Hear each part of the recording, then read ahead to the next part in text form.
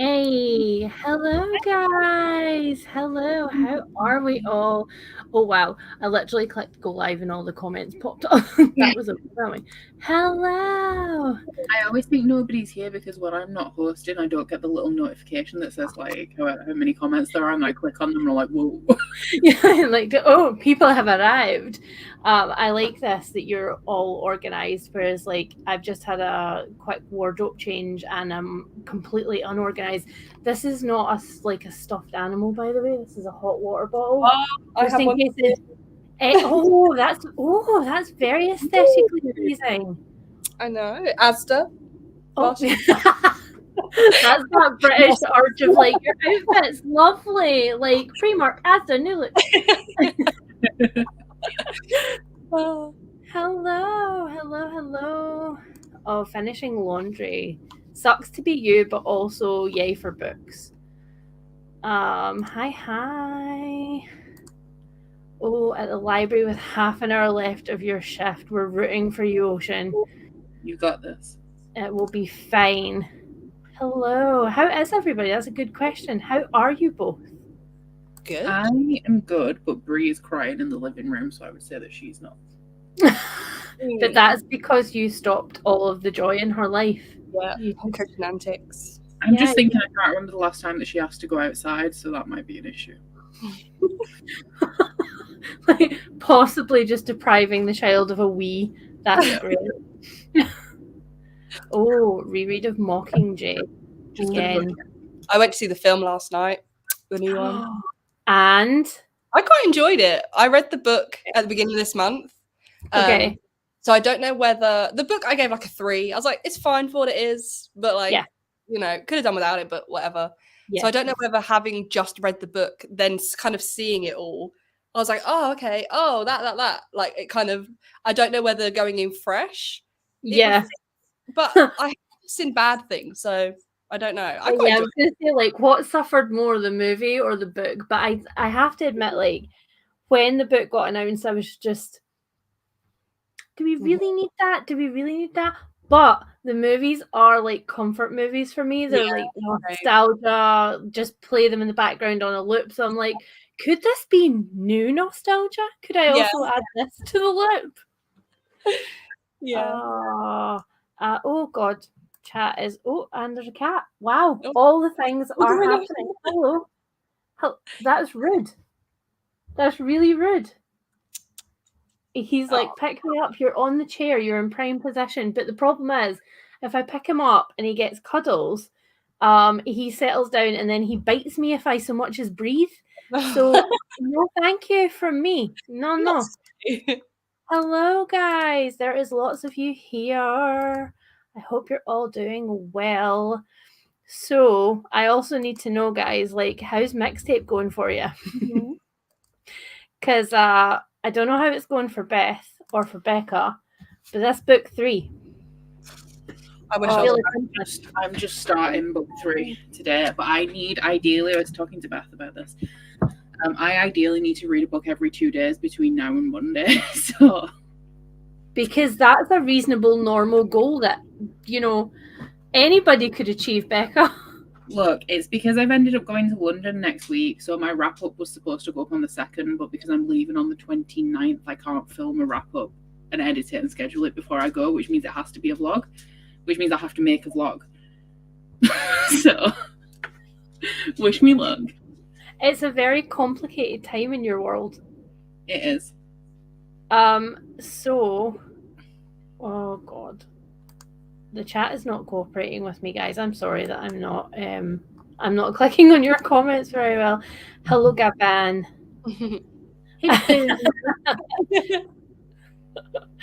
I don't know what's funnier.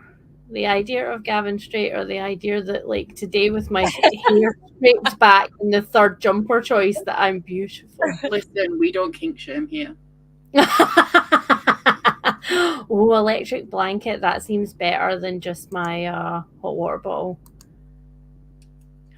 Oh, closing up shop, getting to go home and read. I love this for you. So what are you guys reading then? What is book 3, Becca? What is Beth reading? This is still my first Mixtape book because Life's been lifing. I've Hey, only man. just started. But I'm hoping it's a quick read, so I'm hoping to finish it this evening and get started on something else. Did you get sick when you came back from York? Oh, so sick. I got sick during Yauk. It was intense. No. It was pretty traumatic. So like I'm only just starting to feel like a human again. Oh no. So yeah, now I want to read again. I've got the brain cells, a couple more than I normally had last week, so I'm ready to get back on. Oh, it's just a baby. Is this your first Janice Hallett? No, I read The Appeal, but I was okay. I read The Appeal. I can't tell if I think I'm enjoying this more, but I did really enjoy The Appeal too. It's kind of hard. It will depend how it goes. This controversial. So I love The Appeal, but The Mysterious Case of the Alpert Angels, like I was going to say her most recent one, but it's not now because the Christmas Appeal has come out. Oh, yeah. Alpert Angels was. That's the one I'm most excited to read. Yeah, just I'm waiting to in the charity shop. That's what I'm keeping an eye out for. It will. I mean, The Appeal I saw for ages, and then I was waiting for the paperback of this in a charity shop, and I found one. So now I'm just waiting for Alpert Angels. But I'm really excited for that one. I really admire you and Becca's. Like, I will find it in a charity shop. It will be mine from the charity shop. Like, the stamina. If I go in 4 charity shops and I don't see it, I'm like, I'm just going to go Waterstones. I'll just buy it. I once went into one charity shop looking for a specific book and I got it. Mm-hmm. You know, there are a lot of things. The Discovery of Witches, and I was like, I don't want to buy this sequel full price. I know I'll see it in a charity shop. And then I went to 2 charity shops on the way to my hair appointment. In the first one, I found a jigsaw in a series that Beth is collecting, and in the second one, I found the exact book that I was looking for. Good time. It's got that magic touch. There are a lot of things that disturb me about you as a person, but like. That's probably up there. That's probably up there, along with your inhuman ability to get things done on deadlines. Oh, only on deadlines though. If there's no deadline, nothing gets done. Charity shop witchcraft. Look, I've been thrifting for at least 13 years now. It's I must admit, like growing up with the hoarder mother that I did, I banned myself from charity shops for years and years and years because I was like, I will turn into my mother. And now I'm like, oh, I have some self-restraint. And now I'm like, drifting though. A similar background with the hoarding, but I don't bring things into my house because I know that I may get attached to them, so I don't buy stuff. And then anything that comes into my house ends up staying there. It's why I get annoyed when people buy me Christmas. You know, like when my dad, right? So we went to Whitby and he bought me back a credit card wallet that says something on the front like "my beautiful daughter" that I literally never use, but he brought it me from Whitby, so now I just have to keep it. So like, it's stressful. That is incredibly stressful because I only get attached to like decorative stuff and you know, like naff, really, really, really naff little ornaments that your mum will buy you and stuff where she's like, I saw this and thought of you. It's a Westie and a Fabergé egg. Yeah. Like that kind of stuff. And I'm like, oh, but it's so ugly that it's cute. Those are the things I get attached to. But like that would have ended up in the box of I don't see it anymore, and then the box would leave. I feel like I've disappointed my dad ever since I started behaving like a girl, and he just doesn't know what to do with me, and it shows. So he's trying his best, you know. So I feel like because he's trying so hard, I also have to try really hard. I don't know really what you're expecting to happen here. I've always wanted a butt pressed against my face. I was going to say. Yeah. Can you not though? But this is the thing, he'll get curled up because that's what he wants. I think he wants my hot water ball. He'll get curled up, he'll go to sleep, and then I'll dare to breathe just a little bit too hard and he'll bite the crap out of me. Go away from me. This is not... Wow, okay, can I have Brie? Do you want this? And I'll have Brie. Give cats like dry. Hamilton is on like his last life, I swear. Why? Just because the audacity of him, like, he gets fed enough. If I feed him any more, he'll gain weight. But does that stop him climbing on the kitchen sides and stealing things? No, it doesn't. Does it stop him from revenge shitting outside my bedroom door when his litter tray is clean? No. He's a sweet, innocent baby angel, and you are rude and cruel. And he doesn't even wash his own butt. I have to wipe it for him every time he comes in. I'm gonna send him the number for the RSPCA child line. Yeah, send that lock our way, not the cat lock, the charity shop lock. Oh no, Beth, you're wrong. I was like, am I?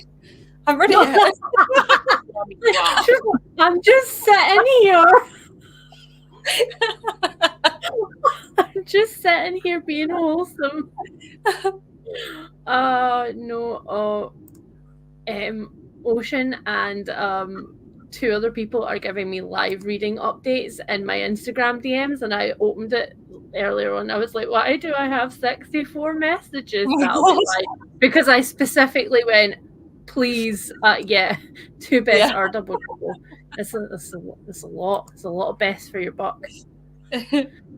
I noticed I was doing some Patreon admin earlier, and I've noticed that there's like really common names that I don't have any patrons called that, but then I have like 3 Caitlins, and I'm like, why? Is there some like attract certain named people? There's just like, aside from one Emma, there's no other Emma that I've ever met and liked. Like, is it something about how people are named? You know? Is there a science here? It's Stacey for me. I know people have trouble with Becky's, but I'm not a Becky, so that's fine. Becky have very different energy. Sure. Yeah, seriously. My dad calls me Becky, and I allow it only from him. But like, and the dog sitter calls you Becky too. That is true. And just like sometimes it tends to be older people. Just don't correct them. They can call me Becky. It's fine. I'm trying to like reimagine your character. You know how like people take a character from a show and then they do an AU where they're like an alternate universe, different person. I'm trying to imagine you as a Becky and like what that version of you would be like, and I'm scared. I had that conversation recently. Like, I have a couple of people who've just randomly started shortening my name to Lee, and it's never happened in my entire life. And I'm like, what about me makes you think that I'm a nicknameable person? No, you asked for a play-by-play, and I'm on page 89. Yeah, I did ask for a play-by-play. I did it to myself. Becky's a very specific type of person. Nobody likes a Becky. That is random. And hand raise a cat. Kittens need help pooping. See, that's what it is, Becca. You've coddled him too much, and he's just reverted to being a kitten. That's what it is. He doesn't even groom himself properly from the waist down anymore, and he can reach. So you know when I thought he had matted clumps of fur all over him, he just wasn't grooming his legs. So he just had clumps of loose fur everywhere. So when I started brushing him, they all just came out. Well, he can reach. I've seen him cleaning. I've seen him cleaning parts. Like, I don't know in there. He's just not. He can reach. Oh my god. I feel though, like in his little brain he's like, today will she brush me? He didn't even like it. Like, he attacks the brush. It's not fun for anybody. Day 434 of making Mummy sad that she got a dog. As if on you. Oh, puppy. You're an angel. You could never do anything wrong. I've pulled poo out of your mouth with my hands, and that was fine. Again, this is my whole thing where I'm like, do not trust people who don't say that they have favorite children because they are liars. the sheer amount of favoritism. Oh, maybe he's depressed, or maybe he's just Hamilton. Oh, yeah, no, Yeah. the audacity. And he knows what he's doing. That's the thing that bugs me. It's not like you can say, like, there's no reason that he's pooing outside my bedroom door apart from spite. Like, it's literally spite. The same spite that he peed on the mattress because I wouldn't let him out because he just had surgery. Like, that's what winds me up, because I'm like, this isn't even like anxiety, or this is literally spite. It's the 3-step logic of cats for you, though, right? Because like Bree's like, want a thing, get the thing. Can't get the thing. Want a thing, get the thing. But Hamilton's like, want a thing, get the thing. We'll poo on Mummy's carpet till she gives me the thing. You can't deny the logic of it. Yeah, every favourite child knows that the favourite child as well. You still haven't told us what you're reading. Oh, Divine Rivals. Oh, I forgot. You're solely reading book box books this month. And I don't. I've read 9 books. I've read 9 books this month. Only 2 have been over 3 stars, and one of them was not a subscription box book. Yikes.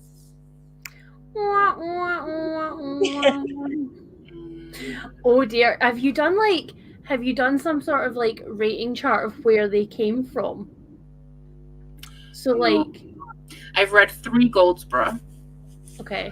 Oh, okay. So of all of the I read 3 Goldsboro, but I DNF'd one, so I read 2 Goldsboro, 1 Fairy Loot, 1 Illumicrate, and 1 Book of the Month.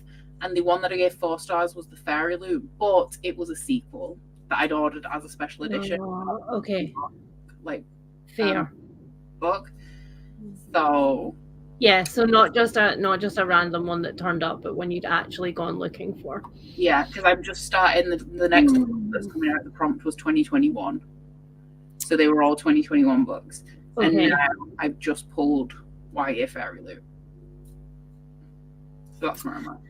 You're loving your life, right? I would be loving it a little bit more if it didn't take me 5 days to read She Who Became the Sun, which now means I have to read a book every 2 days to be able to go away.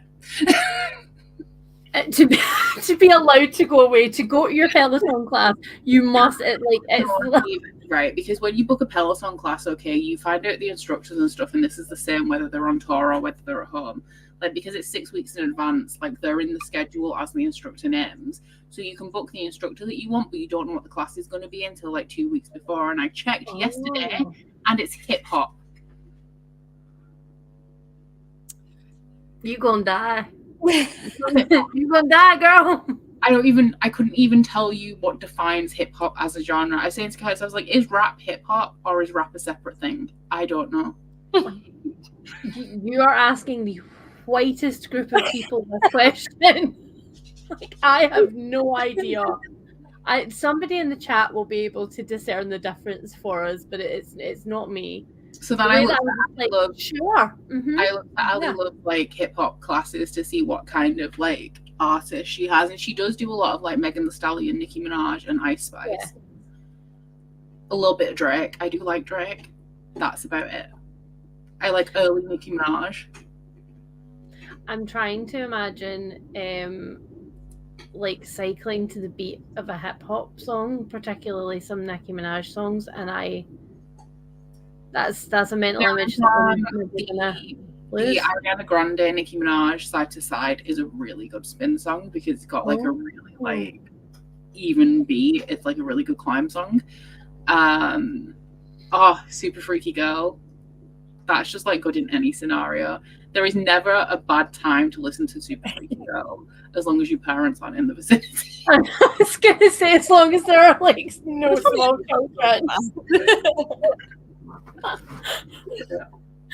Oh, I don't think that was hate so much as I don't know. I've literally never ever liked hip hop or R&B or rap or anything. Rap, like, I like to the extent of I like a little bit of Drake. I don't even like Eminem, and I'm a millennial.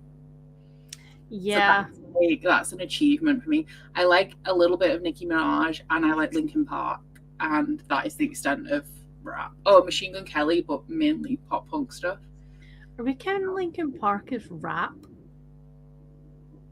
There's rap in it, right? I mean, that's not mainly rap, right? This is why I was not where I would put Linkin Park. Like, rap is not a genre, right? It's a style. Sure, but Linkin Park gets like grouped with Evanescence, and I don't think you can accuse Evanescence of rap. Yeah, definitely rap, like 100%. Like 100%. Hybrid Theory is mainly rap. You're doomed. Oh yeah, I forgot about the video for that. I haven't seen Very good point. Why is Nathaniel texting me? What does he want? Oh, I don't know. Oh my god, he's defining hip hop. Why are you mansplaining even here? The audacity. The actual audacity. Linkin Park, I understand that Linkin Park is rock. I literally was not born under a rock. Linkin Park rap. Like, it's literally it's Linkin Park new metal, apparently. New metal. So, with some rap. With some rap. Therefore, Linkin Park do rap. The way you're like, don't take away my music card. I love that you got mansplained to from another room. That was rude. That was... Can't help himself. Normally I have to be in the same room as him, but his Spotify Wrapped is always just insane. A couple of years ago, his number one artist was like Ariana Grande, and then under that it was like Kendrick Lamar, and then it's like he's. I am terrified after having done a road trip with Kirsty, who exclusively listens to things that were recorded between like 2000 2002 and musical theatre. What my Spotify Wrapped is now going to be like. I think trashed is the answer. I'm real sad about it. Also, my mum, when we were away and my mum was looking after the animals and she was in the house, she was just like asking Alexa to play the Shadows music, and I was like, I was literally away in a cabin, went to play my Spotify, and I'm like, why is it playing this?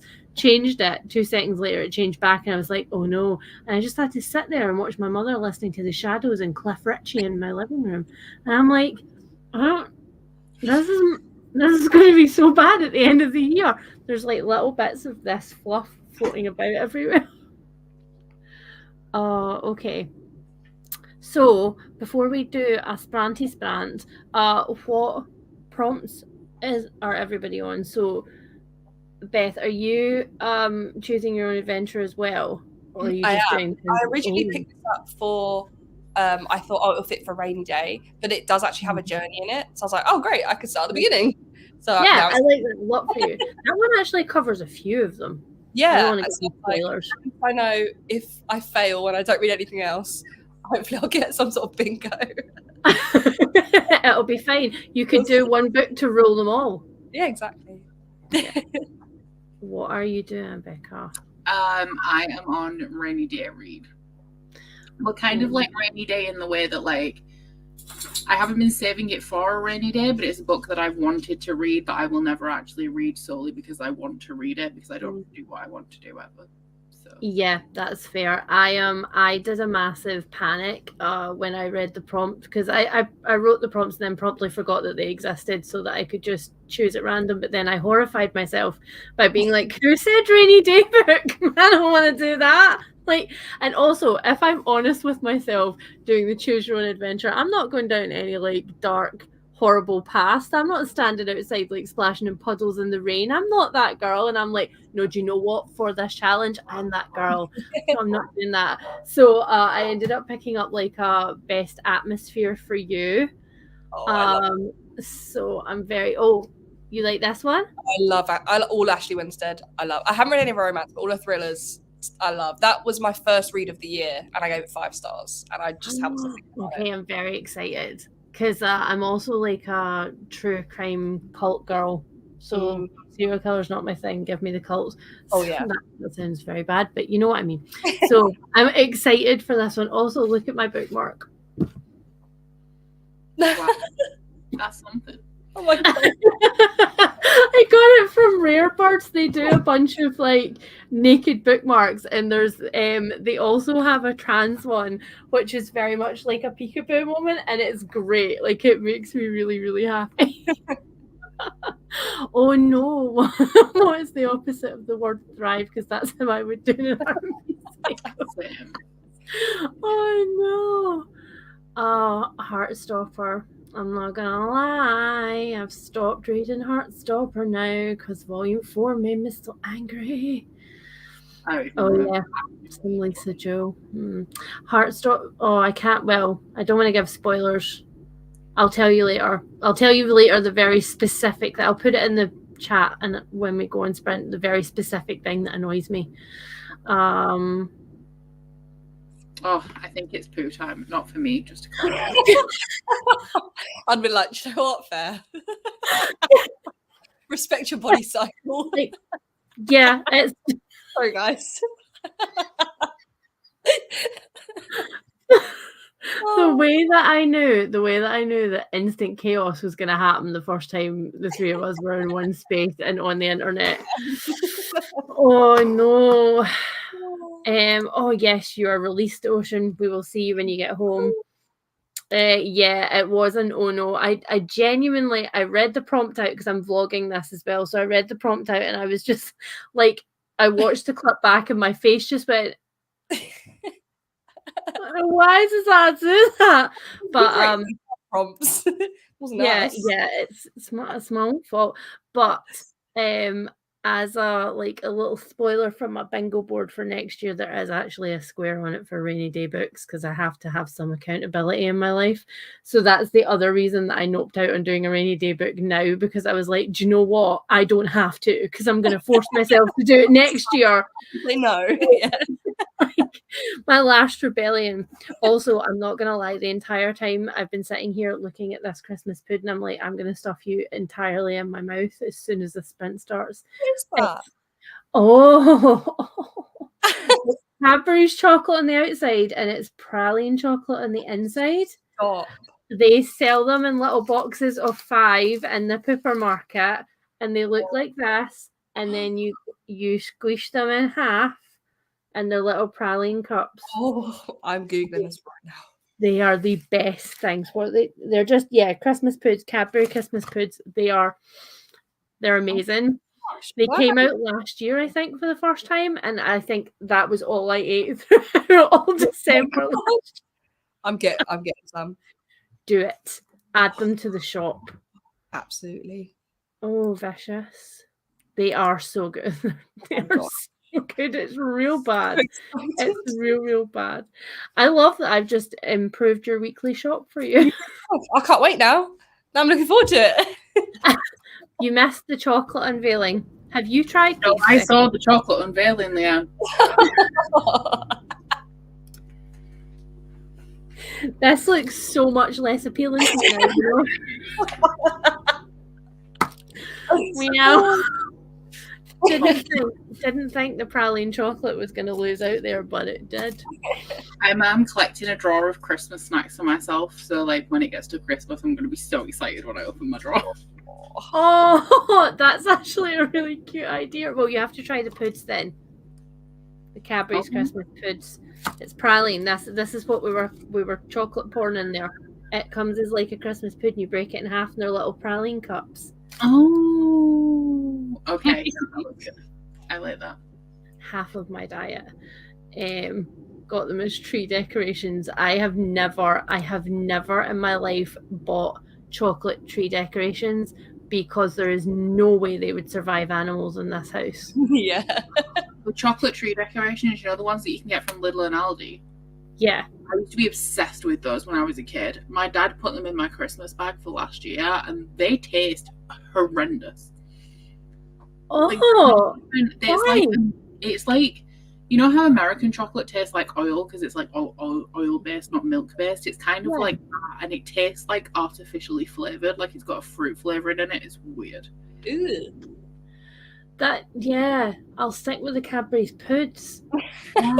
No, That's very exciting. Do you know what I did discover recently again though is Galaxy chocolate. I hadn't had it in like literal years. And I had a bar and I was like, oh no. Yeah. Games have been changed. Okay. How long? So I didn't do usually so Becca on your sprints, you do dice and I do a spinner on mine, and I decided not to do anything and just go rogue for this. So how long do we want to go, guys, for our first sprint?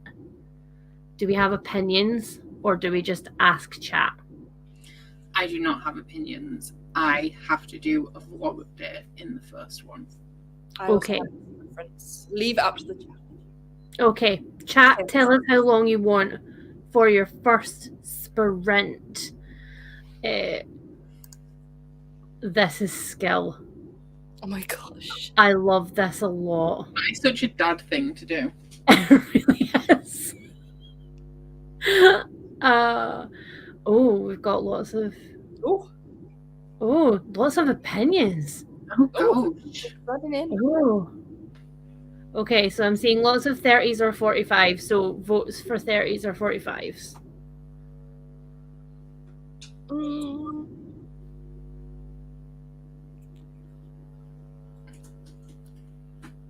There's 3 45s and 5 40s. No, 5 30s, sorry. Okay, so we'll go for 30 then. Look at that, you being scientific. How long does Becca need? Oh, right. I was going to say, Becca needs to go to bed early and then get up at like 5 a.m. to read the books. That's what Becca needs. Jokes, I'm supposed to be going looking at a wedding venue tomorrow, which literally there is nothing that I would... What's the opposite of rather do? I just don't want to go. And I have things to do that doesn't include driving to Middlesbrough for the second time in a week. Babe. I know. That's really depressing, and there's nothing we can do to make it better except for like, that sucks for you. Give us updates as you go. And I have to film 2 videos, a vlog update and a sponsored segment before I go. Before you go tomorrow or before you go to London? Before I go tomorrow, but I'm only going at 4, I think. So I've got like all day. Okay. But I still don't want to do anything. Okay. That's a problem that I can't solve for you. So what I'm going to do is I'm just going to start the sprint and I'm going to sit here and be rooting for you. I'm going to give you moral support from me to you. Cool. More in 30 minutes.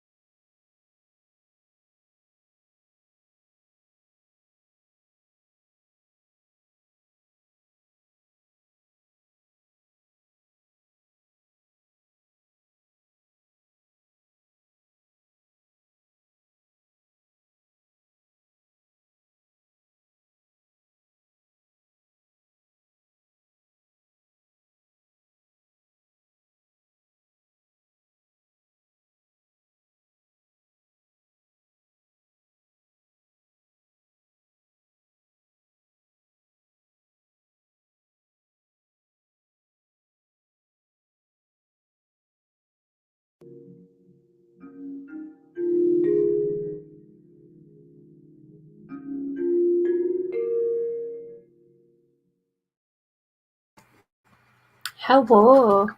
Hello. How did we get on? Hi.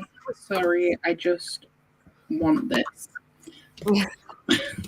We can't have it. That's just rude. Why did Beth have issues? Me? It's like, what have I done? I mean, Beth has many issues we can talk about. I've got the topic of this sprint. Oh, What did I do? no, that's horrible. Oh, I've already got one in. What is this? Well done. Oh, I like you read and Ava read and I DNF'd and Ava read for these. Oh, you DNF study and drowning, didn't you? Was it that one? I really did. I didn't just DNF it, I drop kicked it. Yeah. I hope you didn't actually, because don't you have a special edition? No, I really didn't. It's behind me. It's behind me. Like, I've just irresponsible. No, it's that thing though where you're like, this book was horrible. I will offer it to people so that they can buy it and it can leave my house. Please get away from me. No, it was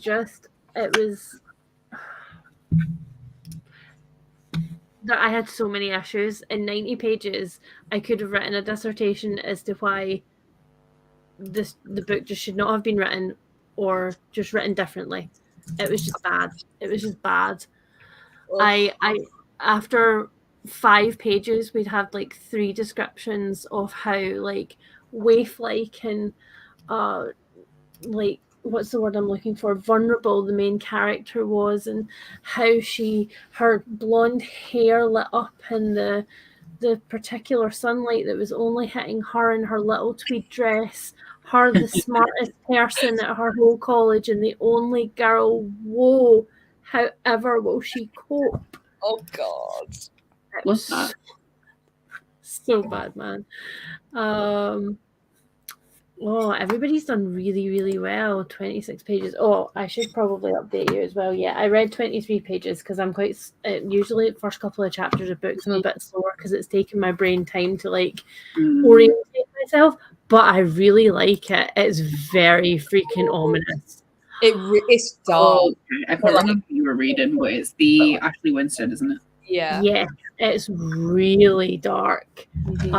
There was an entire passage like 4 pages in about how she taught herself to cry completely silently and elegantly, and how she was now punishing herself for it. And I was like, oh damn, oh, it's real good.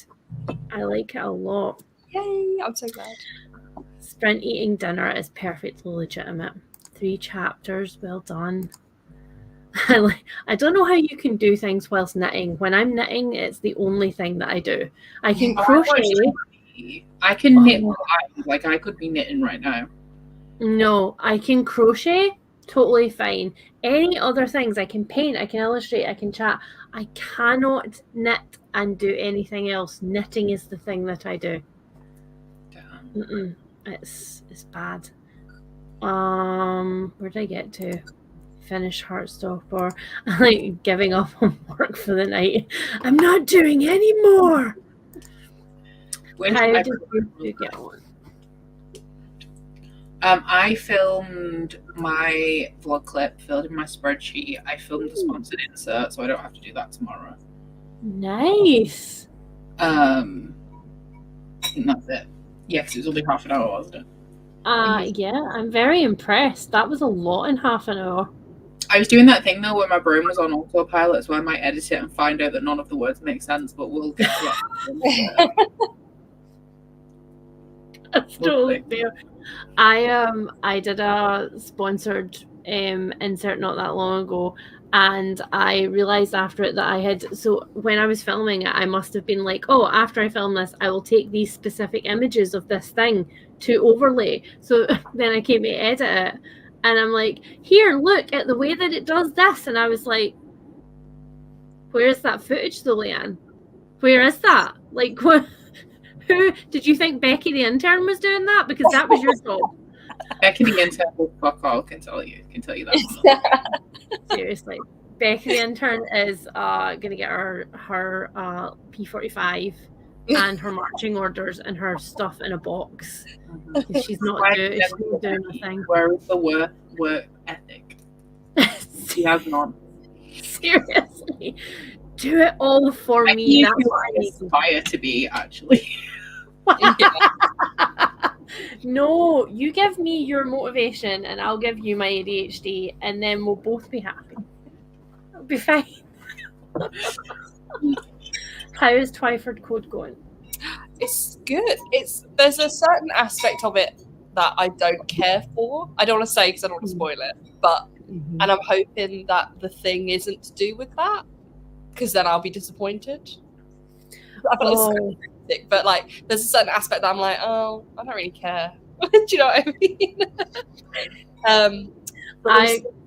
I will say nothing, and then at the end of it, you can tell me whether your predictions were correct, because I also mid-book made a bunch of predictions. Only half of them came true, but it was the crappy half. Oh, I hate that. I read 30. How many did I read? I read about 34 pages, and I have nice book. It's just under 400, so I've got like 150-ish pages left. I want to finish it tonight. It's quite a quick read, so because obviously it's like written like transcripts. I listened to it on audiobook, which was actually a bit of a weird experience because they didn't, like in some of the other audiobooks that I've read that are like that and in transcripts and stuff, it feels like you're listening to the audio recording. They might like put crackles or stuff like that in, but I don't know whether it was just the narrator or whatever. He was just very straight up, like he was reading a script. And I was like, my dude, like at some point can we have some sort of like delineation between you're talking and then something else is happening, because this is all just the same monotone voice and it's not working for me. I feel like you'll be able to tell who's talking. Like even in this, it's hard actually reading because it's like voice 1, voice 2, so it takes a minute to figure out. So if it's just one narrator reading that as well, I wouldn't have a clue what was going on. I really want you to read Alfred and Angels now, though. I'm so excited to read it. I mean, I'm gonna probably, when Becca's down, I'm gonna take her to the big charity shop that's got a massive book section. So maybe she'll work her magic and we'll find it there. That's a lot of pressure that I didn't ask for. Don't you think I'm under enough pressure? What about me would you think I needed more pressure? Appeal, so I feel like it's gonna be there. I feel like the paperback's been out for a few weeks now, so they'll start creeping into the charity shop soon. Definitely. And I mean, there will be some hardbacks popping up as well, because some people do buy them hardback thrillers and then just throw them away. And I'm like, you people have too much money. I love the Wesley. The vibes of that are so good. I'd love to watch like an adaptation of that book. Yes, seriously, but more so Black Feathers. I read it like straight through for a 24-hour readathon, and the faces that I've still got that vlog to edit, but the faces that I was making, there was a moment where I fully sat up. I was like, no. Is that the book that you kept telling us to read? Yes. I edited a vlog clip where you're telling Gavin to read that book, and he said you getting on his tits. Yeah. There was 2 though. There was Black Feathers and Penance, and to be fair, he brought them both up. It's his own fault. Well, he said, you said read this book, and he said, is that the one that you keep going on about? And you were like, I've mentioned it twice, and he said, yeah, you're getting on my tits. Oh, lovely. I see. I saw my Beth comment up, but I couldn't hear anything because I was on the phone. Yeah, we were wondering like why Beth had issues. I know why Beth has issues, but I didn't know you knew. While I was reading, what was I giving off? That was so bad though. Like, yes, we were wondering why Beth had issues. You were creeping me out actually though, because I had my camera off, but I'm always paranoid that I've got my microphone on or something. So then in between my vlog updates, I was like looking at you and you were looking at me, and I was like, can she I was probably looking at Nathaniel, like, looking at me. Women in White. If you've read Rebecca and you love Rebecca, The Women in White's my recommendation for after that, which also, again, the second that I went into it, I was like, "You're Mrs. Danvers, aren't you?" I love Mrs. Danvers. What a legend. Seriously. So good. But in Women in White, it's written in diary entries, and there's one woman who's like, she's been painted as this old maid. She's tops in her late 20s, but she's very masculine in appearance, and she's very smart, so men don't like her. And she's obviously like never going to marry. And she spends the entire book just being like, "You are all idiots." And every single diary entry's like, "And then the twat did this," but in more like Dickensian language, because it is a classic, but it's really That's good. just my text to Beth. Literally. He just call me an influencer. That is me. I'm getting far too many emails for today. Just in general. Yeah. I think it's because I don't normally have them on my computer, because with me having so many, they like slow it down, but I accidentally open them and now they're here with a like, binging every 2 minutes. But are they just ASOS trying to tempt you to spend more of your money? No, this is Trover Trip saying that they want to schedule a call to touch base with me. Am I available this week or next week? And that is a resounding, absolutely fucking no. I have one evening with nothing planned this week and next week, and it's Thursday, and I would like to keep it that way. No. One evening with no plans. Yeah. That actually makes my entire brain want to implode. Like, one evening with no plans out of the entire week. I can't week. moan about it though, because like I'm going away on Wednesday, which is why I have plans. And like I want to complain about it because I like to do nothing. But what? Who said you can't moan? Well, I know. You can be excited for going to the class. It's not planned because, like, if I'm like, oh, like I'm stressed because like I'm doing this thing. Everyone's like, well, you get to go somewhere, so you can't complain about it. And I'm like, wow, whoever those people are, those are the people who we block. Like, you're like, just because you're excited about going to the class does not mean you're excited for traveling to London. It's one half of you and the other half of you. That's who the people are. Well, no, there have been people previously. That's just what happens when you're on the internet. But also there is the two halves of me. But then the other half that says that I can't moan is just enforced by people who tell me I can't moan. Yeah.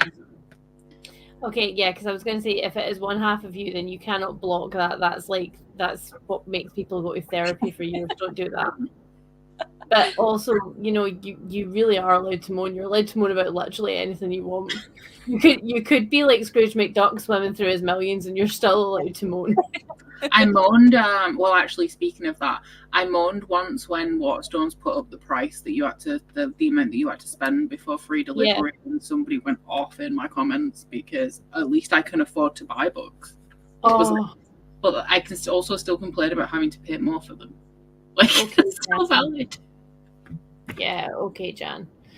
I don't know whether my videos are in the algorithm or something at the minute, but I keep getting, like when you can tell your videos are in the algorithm because about 2 weeks after they're posted, someone will come up and say something that isn't overtly shitty, but is just a bit shitty. Yeah. And I'm just like, go away. But I'm like really, really enjoying the mute from channel button, and I've been using it a lot, and it's great. Yeah, like, I don't ever want to see you again. Please leave me alone. Yeah.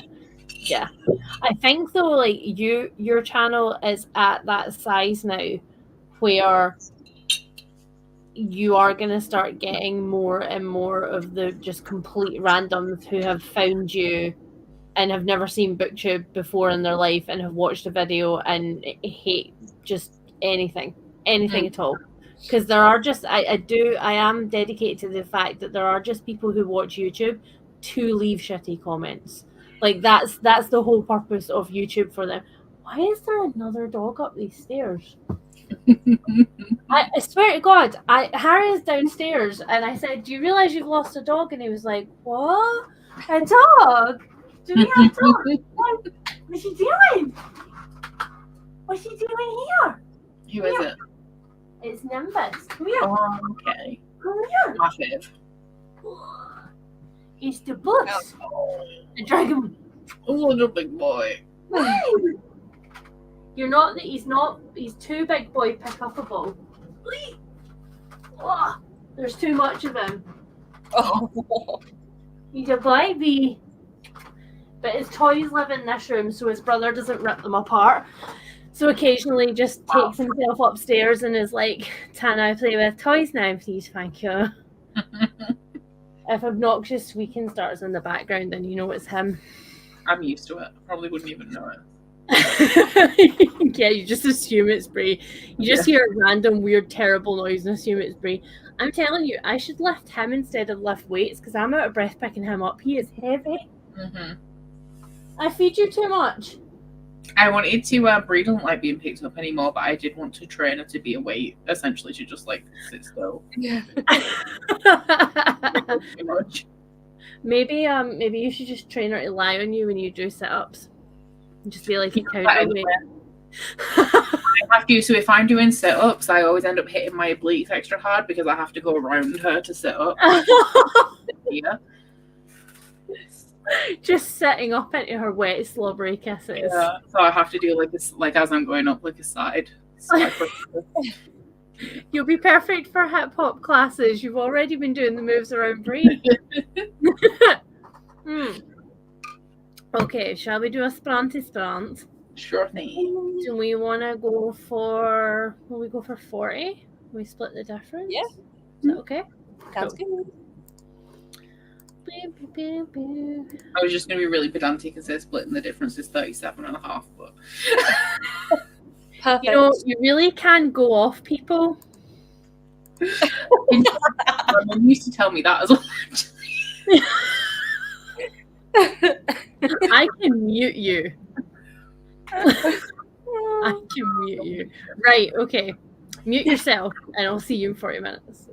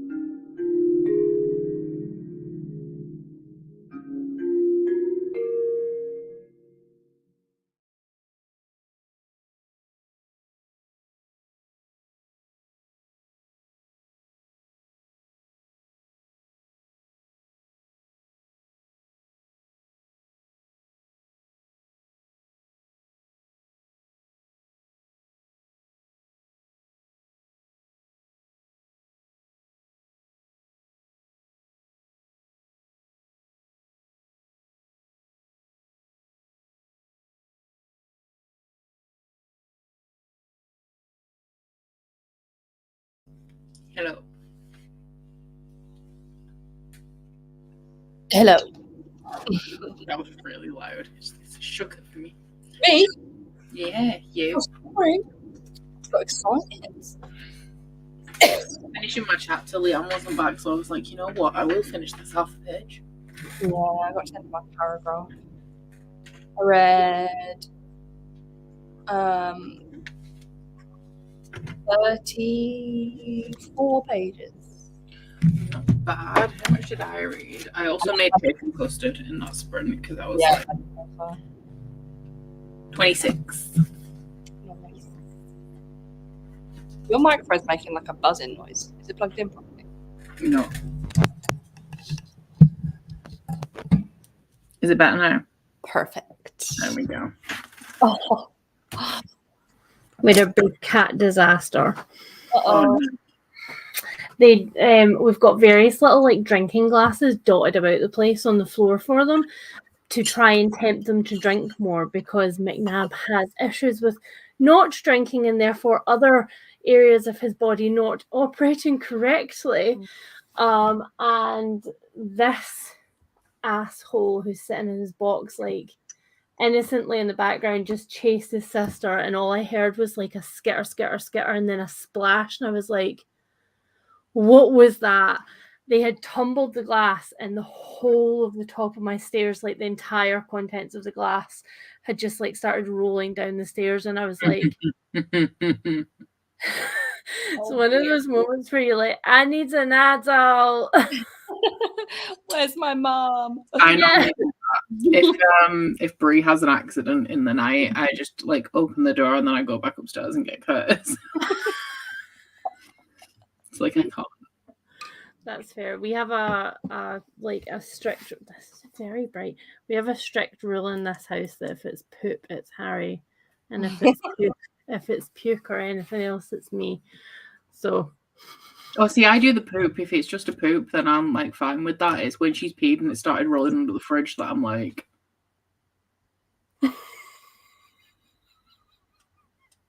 Doesn't happen too often, to be fair. It's mainly if she's got a spot of diarrhea, which comes and goes.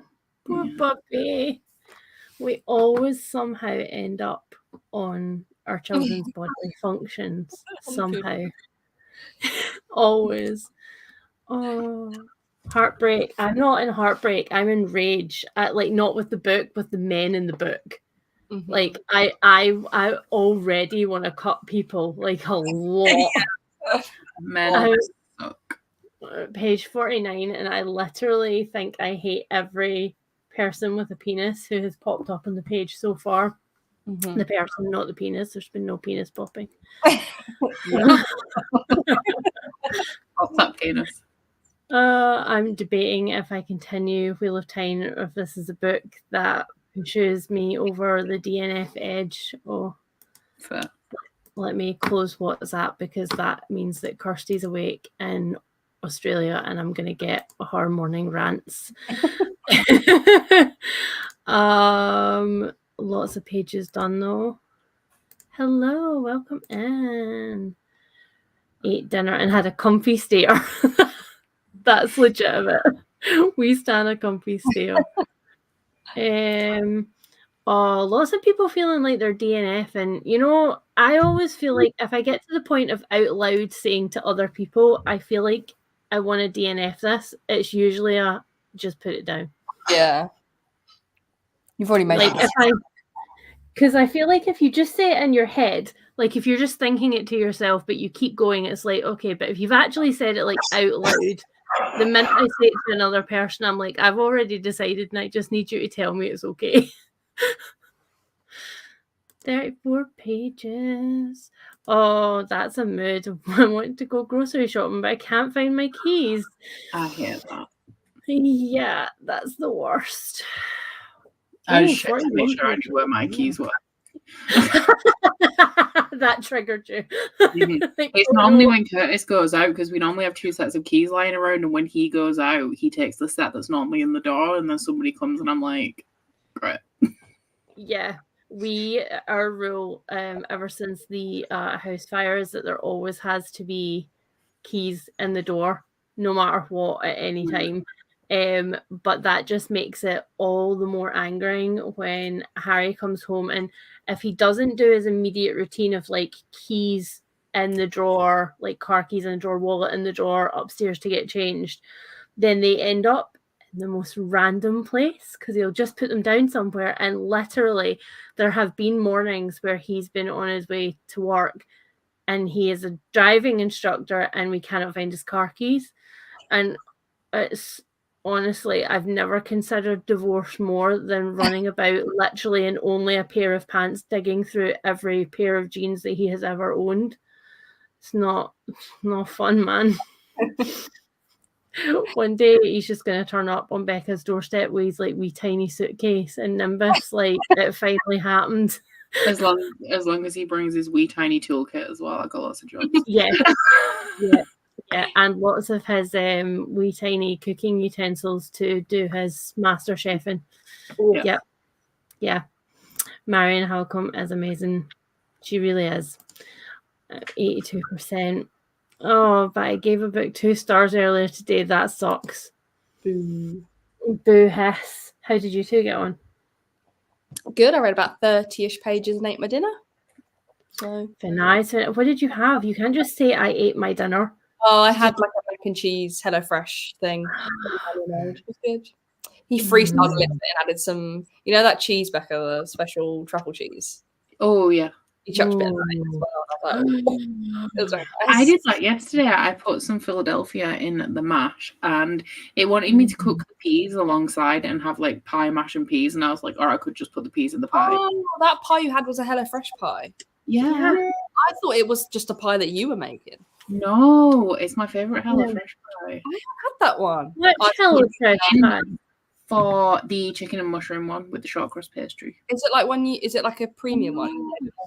It's an ultimate one, so it's only like £1 more. I've not seen it. I don't think I've seen that either. The most recent week that's just gone up, which I think is the 20th of December, it's on there because I did that yesterday as I was cooking the pie, and I was like, oh, it's here again. I always had it. Oh, well, let me just... It was really, really good. It always is. So my tip as well is I put it in a... Yeah. Oh, sorry, it's like... Because I cook it in like a Le Creuset style dish, but I put like a big square of pastry on it, and then instead of like cutting the pastry or like dripping it over, I fold it back in because I've got a gas oven, the outside doesn't burn, and I like my pastry to be undercooked as opposed to overcooked, so I like it squishy. So like then because the pastry's thick, the inside is really squishy while the top is all golden, and it doesn't like normally because of how gas ovens cook, it's burnt around the edges and raw in the middle. But if you like really thick around the edges, then it actually cooks properly. Oh, it should be squishy. That's correct. We just got our like box delivered in that sprint, and Harry was like, "We've done it again," and we are so bad. We're so bad for being like, "Oh, we used to get HelloFresh religiously and we were on it. So the minute a week was released, we were like, meal plan. And this time around, we signed back up and we had like a bunch of discount codes to use. And I swear to God, not a single one of those discount boxes has been meals that we've chosen. It's just been just completely forgotten to do it. And so I'm like, what are the mystery meals for this week? We've only had one that I didn't like. There was a sage and onion stuffing burger, which is obviously like a festive thing, but it was real grim. But was it the one else is sausage one? Yeah. Yeah, we didn't get that because I don't love sausage meat like as a burger. It gives me acid reflux.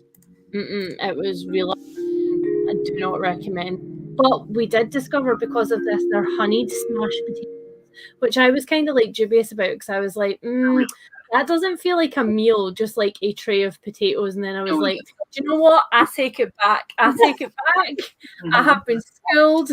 I have like 3 times we've just bought the stuff to make that instead of waiting for it to come back in HelloFresh because I was like, it's so good. We were on it with ours, and by we I mean me. Yeah. So like we're done all the way up to the 20th of December now, even though I normally don't get it over Christmas. I might get the one at the 20th because that'll be up to Christmas. That'll be the 20th. Yeah. Oh, and then I'll have like one odd one. But oh my god, there's so much good stuff coming up. But the week that's the 20th of December is when they've stopped doing all the Green Chef stuff, which I've been really enjoying. Oh, that's sad. I know. But it might just be over Christmas because I remember last year they did one where they had the same. They were shit and they did it for 2 weeks in a row, like the same. Yeah. Oh yeah, they did, didn't they? It was the same menu. Yeah, I remember. And it wasn't a good one. Yeah. But I'm excited for this one. I've got halloumi and chicken skewers. Oh, we love halloumi. Me too. It's really bad. We like live on halloumi in this house. Right, hold on. Let me find the pie now because now I'm like, let's get on that. Oh, and the creamy burrata truffle and mushroom risotto. Oh my god, I've got the truffle mac and cheese as well. Oh, these nosies. Damn. This would be dangerous. This is a heavy calorie week. Yeah, I love that we're all just sitting here like, and then I'm going to have that, and I'm going to have that. Yeah, but the way that I've done it like 5 weeks in advance. I aspire to that level of organization. The one on the 13th of December, the menu was so good that I struggled. I had 6 things in my thing for like a week until I could like bear to cut one. No. It's so good. Oh, that's the week with the camembert burger, isn't it? Yeah. And what else do I have? I've got the mushroom, balsamic, onion, and fig jam tart.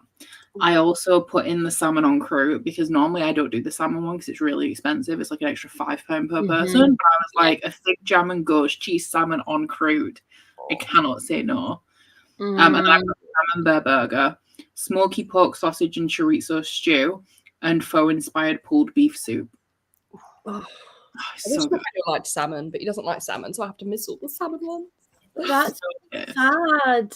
I know. I mean, I could get one and it for lunch, but that just feels. Yeah, I was gonna say, or you have double salmon. Yeah, and just make do because it's his own fault for not having taste. Have chicken nuggets. That's probably what he'd rather have anyway. It's prawns. I don't get prawns because Curtis doesn't like them. That's really upsetting. These men and their seafood. Could not live without prawns in my life. I've made Harry like them. He wasn't a big prawn lover, and I've made it work. You know.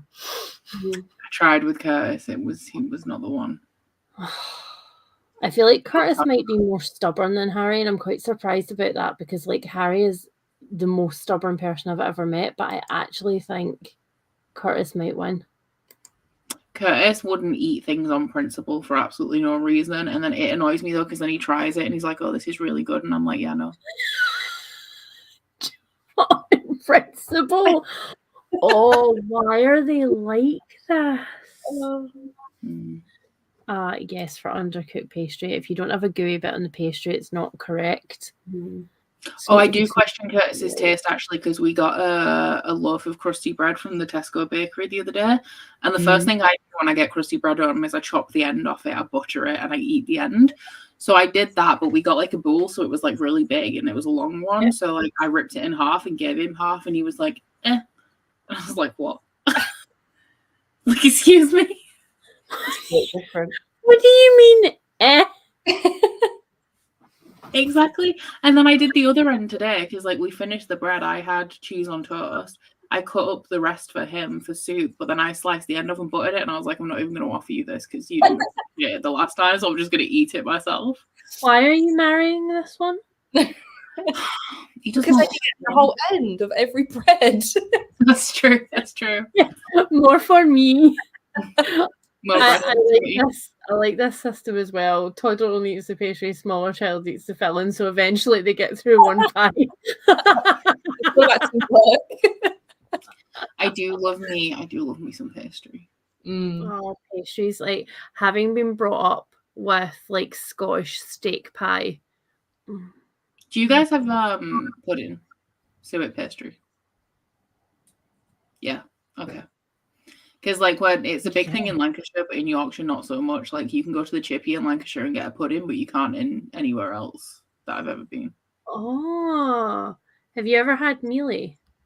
I don't think so. sometimes called scurly, white pudding. No, Skirley's a caravan park around where I'm from. Okay, so next time you guys are in Scotland, we're gonna have all of the Scottish food. I'm gonna introduce you to all the things, and if you don't eat it, it's fine, more for me. But I feel like this is a lifestyle, though. I feel like pie and mash is like you're either a person who likes pie and mash or you're just not. Oh, well, like, I'm from Wigan, and Wigan, like, the nickname for Wiganers is pie eaters.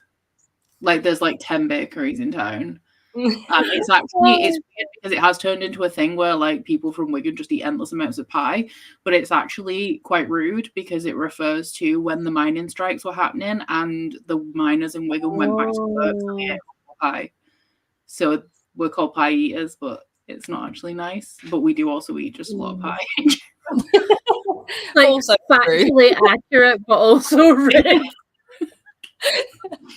No, there's like a very bougie pie shop on Northbridge Street in Edinburgh, and it's one of those ones where you smell it before you see it, and it just smells like it smells like pastry, like from miles away, and it's so good. And you just get like a bag with a hot pie in your hand, like they're so good. I miss going to, I don't know if it was the Butcher's when I was a kid, and they had, you know, like when you get a meat pie and it's like so much jelly in it. Oh, yeah. I feel like they don't have this is anymore. One bite and you're like, this is the worst thing I could ever put in my body. Let me have more. It's just like peppery meat and like jelly. Yes. Oh, amazing. Our little local bakers just had they were just bought over because they were the same bakers since I was like in nappies. So I'm assuming that they retired and just like sold the business on. And I was finally like, oh, because you know that we were like, it's changed, so I'm not going in. So I was like quietly like having a little boycott in my own head.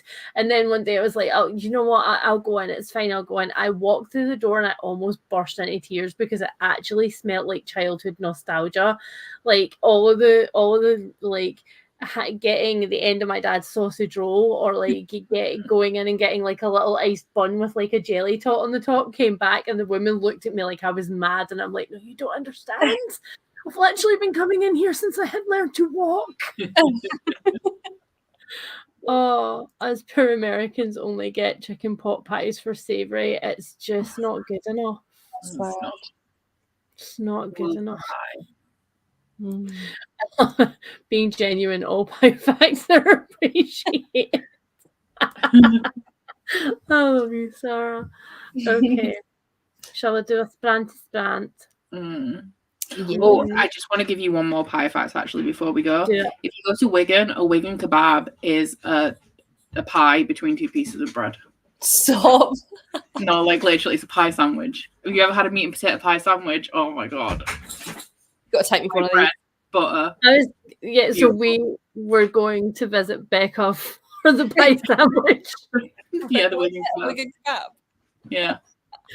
I mean, you know, like I also love Brie and Hamilton, and it would be nice to like pat Curtis on the head again and stuff. But like the Wigan pie sandwich, though, can we have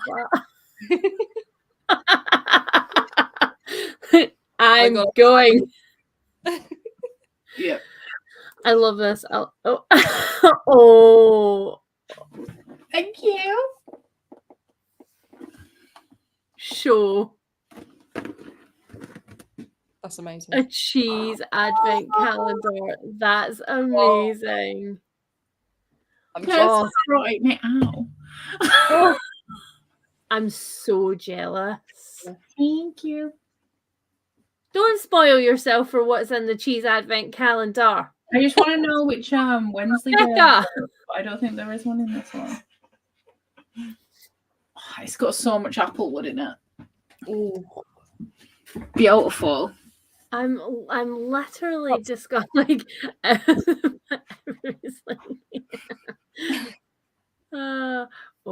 Scotch pie on a roll. I've never thought to put a pie on a roll before. Mm-hmm. What have I been missing out on? Also chippy fish, like cold the day after on bread. Oh, chippy hamburgers. Oh, have you guys ever had I know that we deep fry everything, okay, like the joke is long dead. Let's just park it. But have you ever had a pizza crunch? Mm-mm. Oh, okay. So we're doing that also. It sounds revolting, okay? It sounds revolting, but hear me out. It's like a very soft based, just tomato and cheese pizza, but then deep fried and covered in chippy sauce. Oh, it sounds revolting, but it's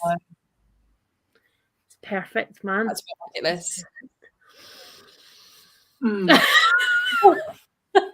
I know, right? It takes a minute, but I swear to God, I mean, I can see the vision. It depends what it is when it's greasy, because like I feel like I have some sort of, not like an allergy to grease, but I feel seriously unwell if I eat like greasy food. Like if I have pork belly, it makes me feel sick, even though I love belly pork. Not wanting to be your mum friend or to give you any more like medical anxiety, but that's your gallbladder, babe. Yeah, is not good. Don't upset the gallbladder. We don't want to have to get them snipped out. Like it's really upsetting though, because belly pork's like my favorite pork, but I can only eat like, well, I can't. I just don't eat it that much anymore. The amount of things that, like, since I turned 30, my body has betrayed me on. I'm just like, but I like this. It's like, well, that's sad for you. It's honestly, it's the best. It's the best. Okay, I'm considering banning you from the chat, Kirsten, just because you slagged chippy sauce. There's no, you guys don't have like chippy sauce or like brown sauce, right? Chippy sauce, I don't think so. Okay, so it's like. Do you guys have? Did they sell HP sauce down there? Yeah. Like, yeah. Okay, so it's like HP sauce, but much more vinegary. Right. It's real good. Isn't like kind of like Worcester sauce? It's a bit sweeter than that. It's a bit fruitier than that. It's hard to describe. Again, I shall introduce you to chippy sauce. What is chippy sauce? It's a very specific, like they sell it in chip shops in Scotland. Like if you go to a chip shop in England, right, they ask you like salt and vinegar, right? Like, do you want salt and vinegar? Yeah. Do you want salt and sauce up here? You have to specifically ask for vinegar. And if they say sauce, they mean brown sauce. If you want ketchup, you have to specify that before that lady's rapid fire squirty bottle goes anywhere near your supper, because otherwise you're screwed. Like, to be in there, it is, yeah.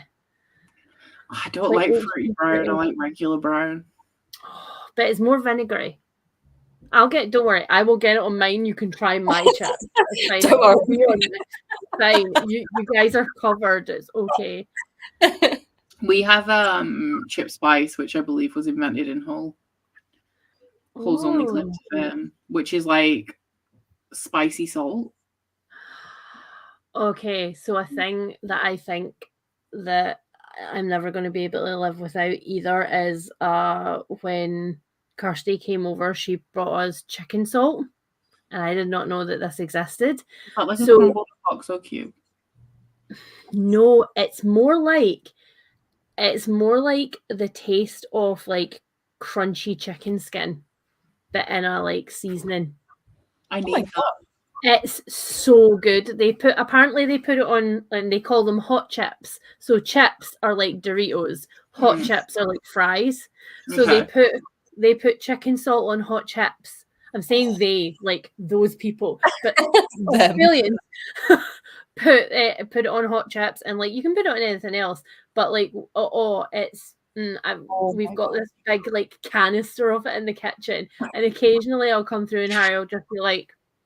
And I'll be like, do you do it? And he's like, no, I'm not.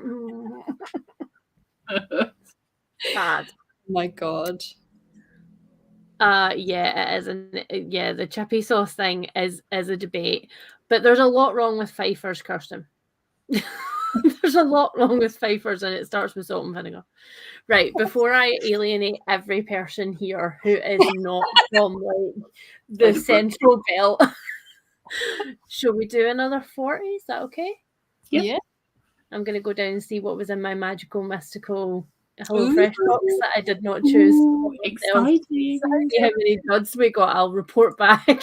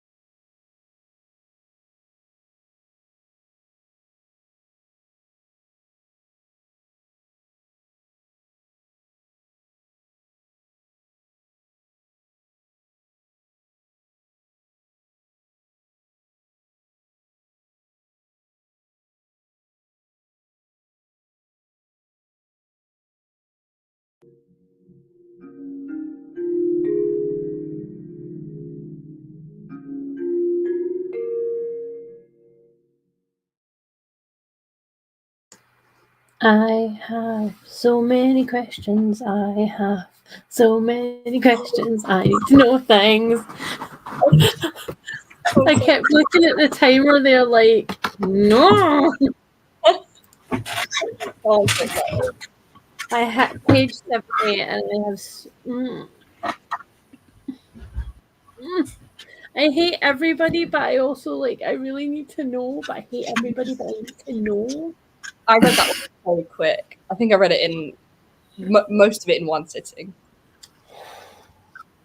I think there's a possibility that after sprints I might just ignore Harry and keep going. Do it. I'm going to do the same. Finish this tonight. Oh, how much have you got left? About, where's the acknowledgement?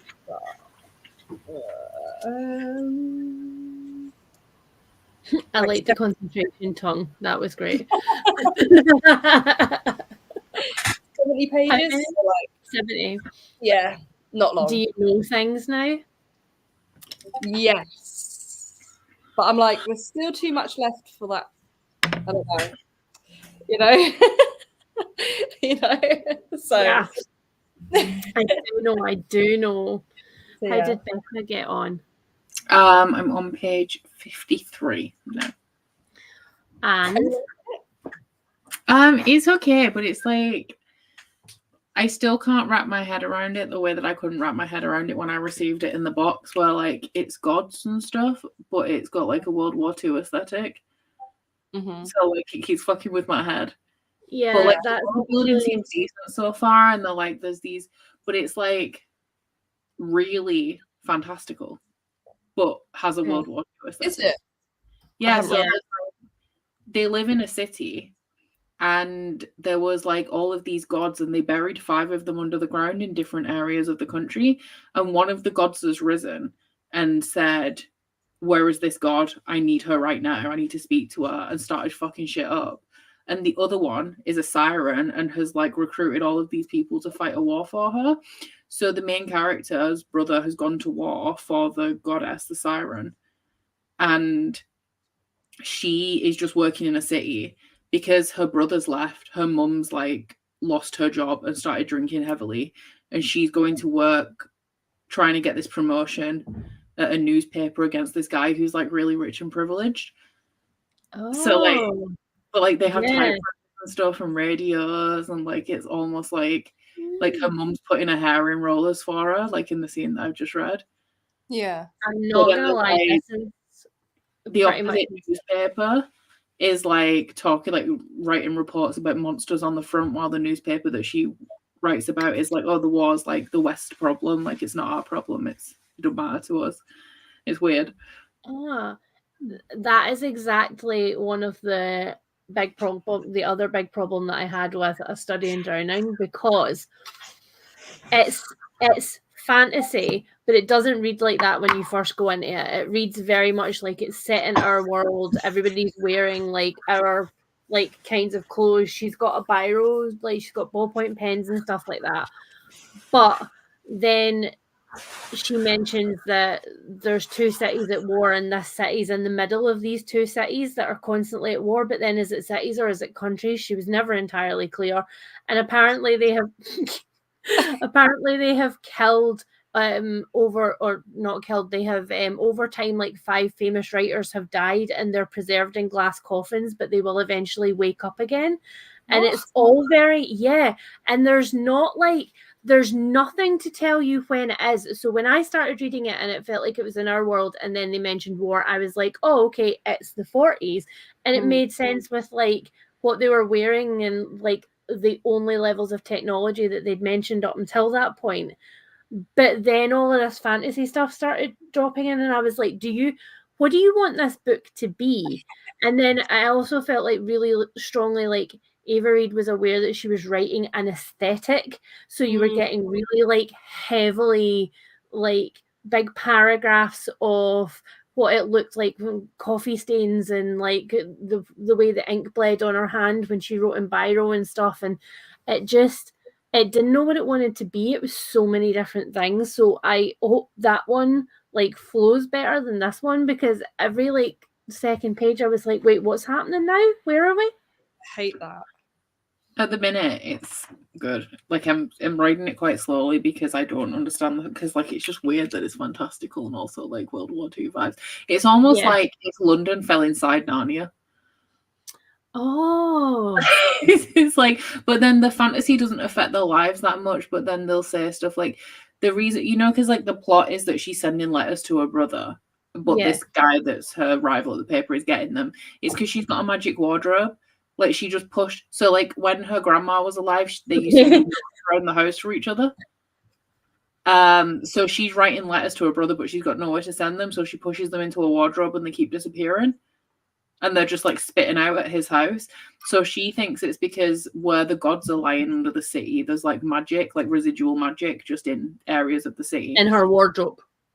Apparently. And he thinks it's because his house is magic. So like once when he was upset about something, it doesn't say what. But his house sent him to the kitchen and made him food, and he thought it was the housekeeper doing it, but it was the house sending him food. Oh. See, again, there are so many parts in this where you've said stuff and I've been like, oh yeah, I think I'd like that. And then you say something else and I'm like, do you know what? Never mind. And I can't. It's weird because I feel like all of a sudden in the last sort of like 8-9 months, there have popped up quite a few of these books like Divine Rivals and A Study in Drowning, where it is like, it's historical fantasy, but it's not done in a way that I recognize historical fantasy. Like if you look at like the Temur books by Naomi Novik, where they've got dragons and they're in the Napoleonic Wars, it's very recognizably the Napoleonic Wars, but then the magic is kind of woven quite seamlessly into it, and I don't feel like I'm going, what they've got what now? I feel like if I turned the page and suddenly we'd gone from news about the front to a magical wardrobe, I would be a bit. I'm sorry. I feel bad. I feel bad for trashing it. The thing is, the people who have liked it have said that they've loved it exclusively for the vibes. So maybe it's just that the vibes don't work for me. And maybe it's also like, I will acknowledge that I think I've got to the point with YA books where they either really, really work for me or I just don't want to read them. You know, like either there's something in it where I'm like, oh yeah, that hooked me, or I'm just like, meh, whatever. Yeah. So it could also just be me. I'm willing to acknowledge that I'm the problem. I also feel a bit like an old lady reading this though, because like I know that it's going to be heavily romantic, and I also know that they're 18 and 19, so I'm like, do I care though? How serious is it really?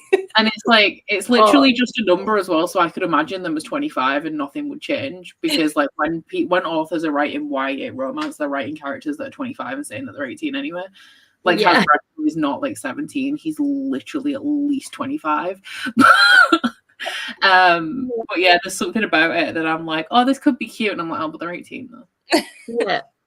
Again, Study in Drowning did that immediately, where as soon as this is not a spoiler, it's in like the first 20 pages, but the competition to design a house, the person who she's designing it for, she goes to the library to try and get books out on him, because she's like, well, I need to know everything about him. And she gets there and the librarian tells her, oh no, somebody's already taken out all of the books. And because she's in a city that's halfway between the two cities that are in war, the person who's taking out the books is like on the other side, and it's a young guy in college. And I'm like, oh, well, there's the romance then. And also, can I just point out, after the librarian told her that he'd taken out all of the books, she burst into tears outside the library because somebody else had taken the books out before her. Oh my God. And I was like, that in Waterstones on Saturday. I feel like that one though. I feel no, like right. It's because I stock checked the Newcastle Waterstones before I went to make sure that they had the books. And then I went and I picked up my Cinda Williams Chimer book, and I was like, amazing, love this. Because like that's a book that was published ages ago. I don't expect it to be on the shelves, but it was the only one. Took it, amazing. And then I looked at Wheel of Time, and all of the Wheel of Time books were lined up, and there was a gap where 6 should be. And I was like, are you fucking kidding? That was not when you were like, you had a mental breakdown.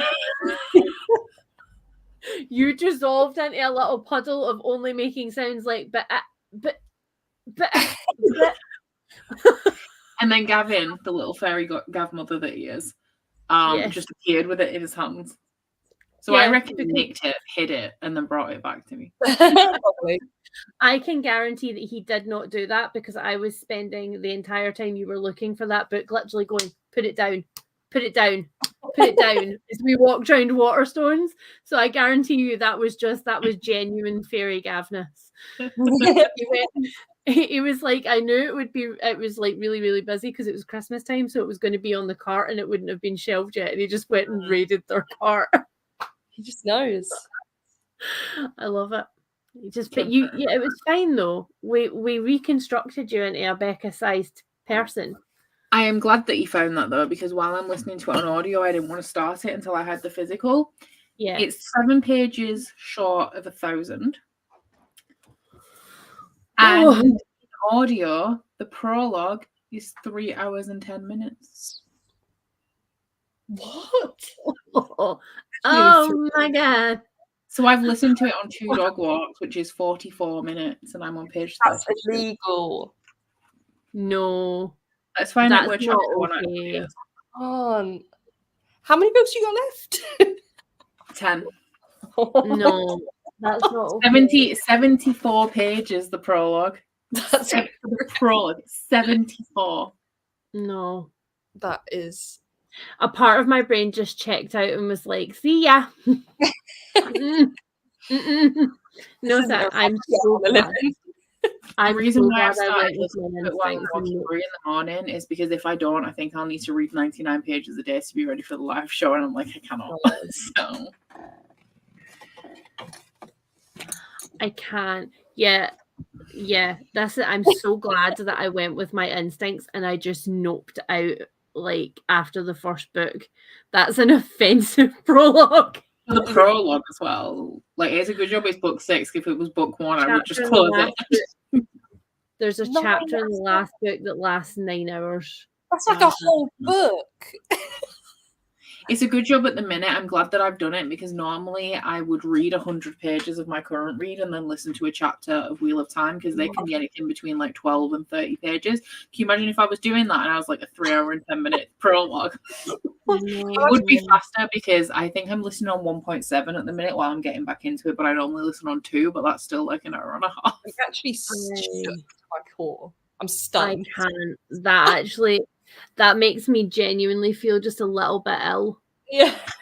Like, how ill does this make you as well? Because this is pretty much exclusively because of Wheel of Time. I set my Goodreads goal every year to 1 book more than I read the year before. Yeah. So I am 6 books behind on my behind schedule. Yeah. But I'm only 1,700 pages away from beating all of the pages that I read last year. So I've only read 83 books this year. My goal is 101. But I've only got 1,700 pages till I beat all of the pages that I read last year. So I'm going to beat that before the end of this month. That literally made my bumhole clench.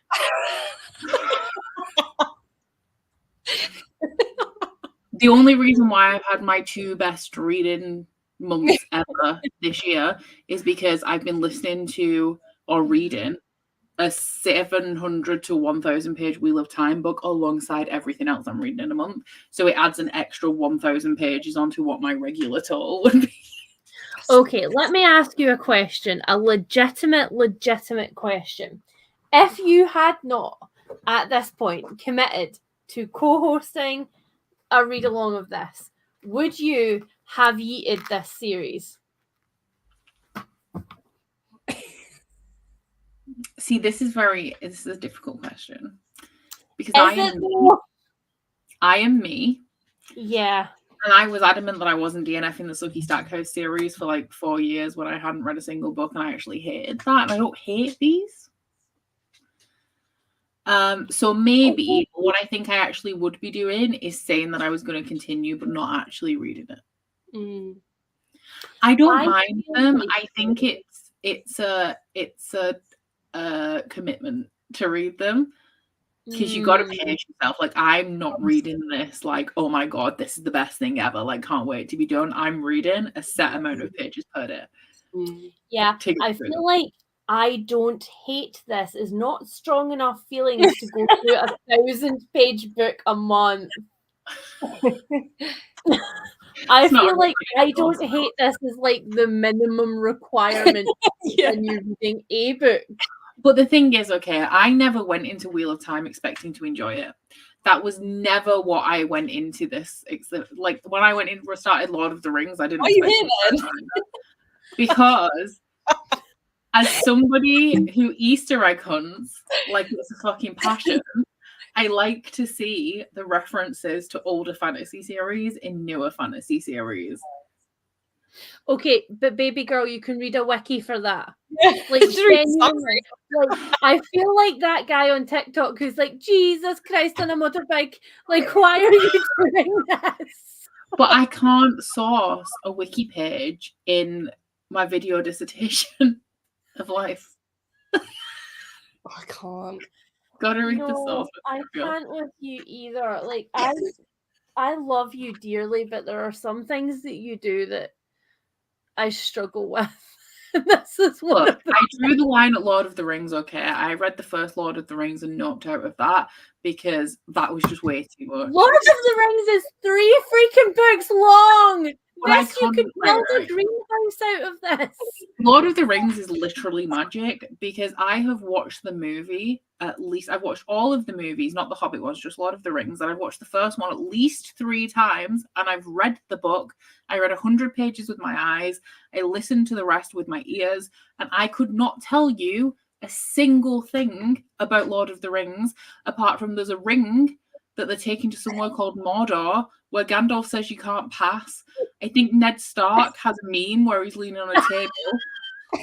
Orlando Bloom is an elf. There's a hot guy called Aragorn, and then there's that blonde princess. And in one scene, they're all sat in a circle in an elven castle. And a hobbit had a ring that Frodo decided to take away from a lot of songs. That's the whole story. To be fair, that's exactly the way that I describe the books. Like tree, waterfalls, and flowers. Oh, an orc tree. But still, there's only 3, and they're not 1,000 pages long. No, but they feel like 1,000 pages because they want, especially when you look at the pages of Lord of the Rings. Like I could read 3 books in the time it takes me to read 1 page.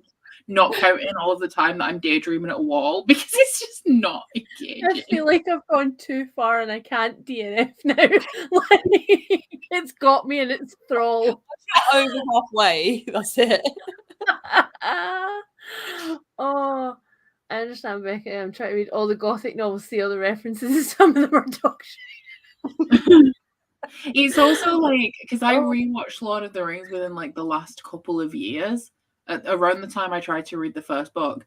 And when I was growing up, I thought that Lord of the Rings was serious fantasy. Okay, like I was like, oh my god, this is like you know, like the Hobbit movies, like, fantasy. And then like you open it up and Gandalf is walking on this like very saturated like plastic green grass while all of these hobbits are like frolicking, and I'm like, this feels like satire. Like this feels like a kid's program. I just can't with the idea of like serious fantasy.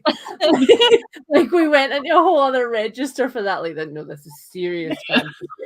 I was expecting like Game of Thrones, like serious fantasy, and then I watched the beginning and I was like,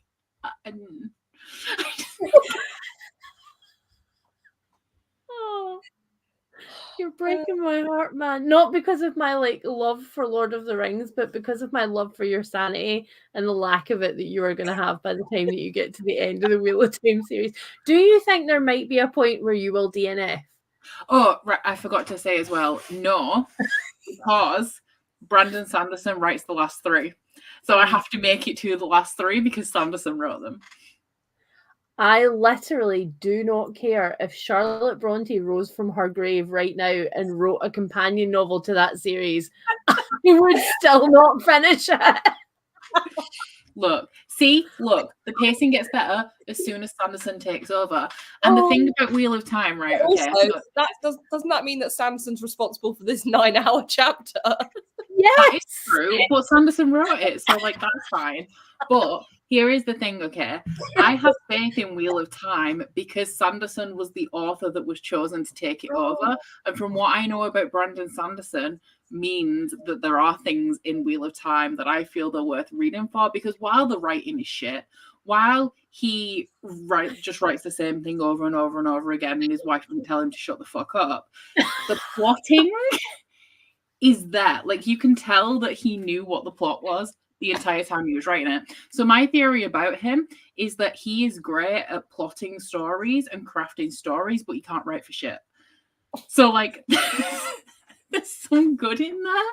Just the writing is not it. I really hope you get what you want out of this. Yeah, me too, because you're investing like a lot to get there.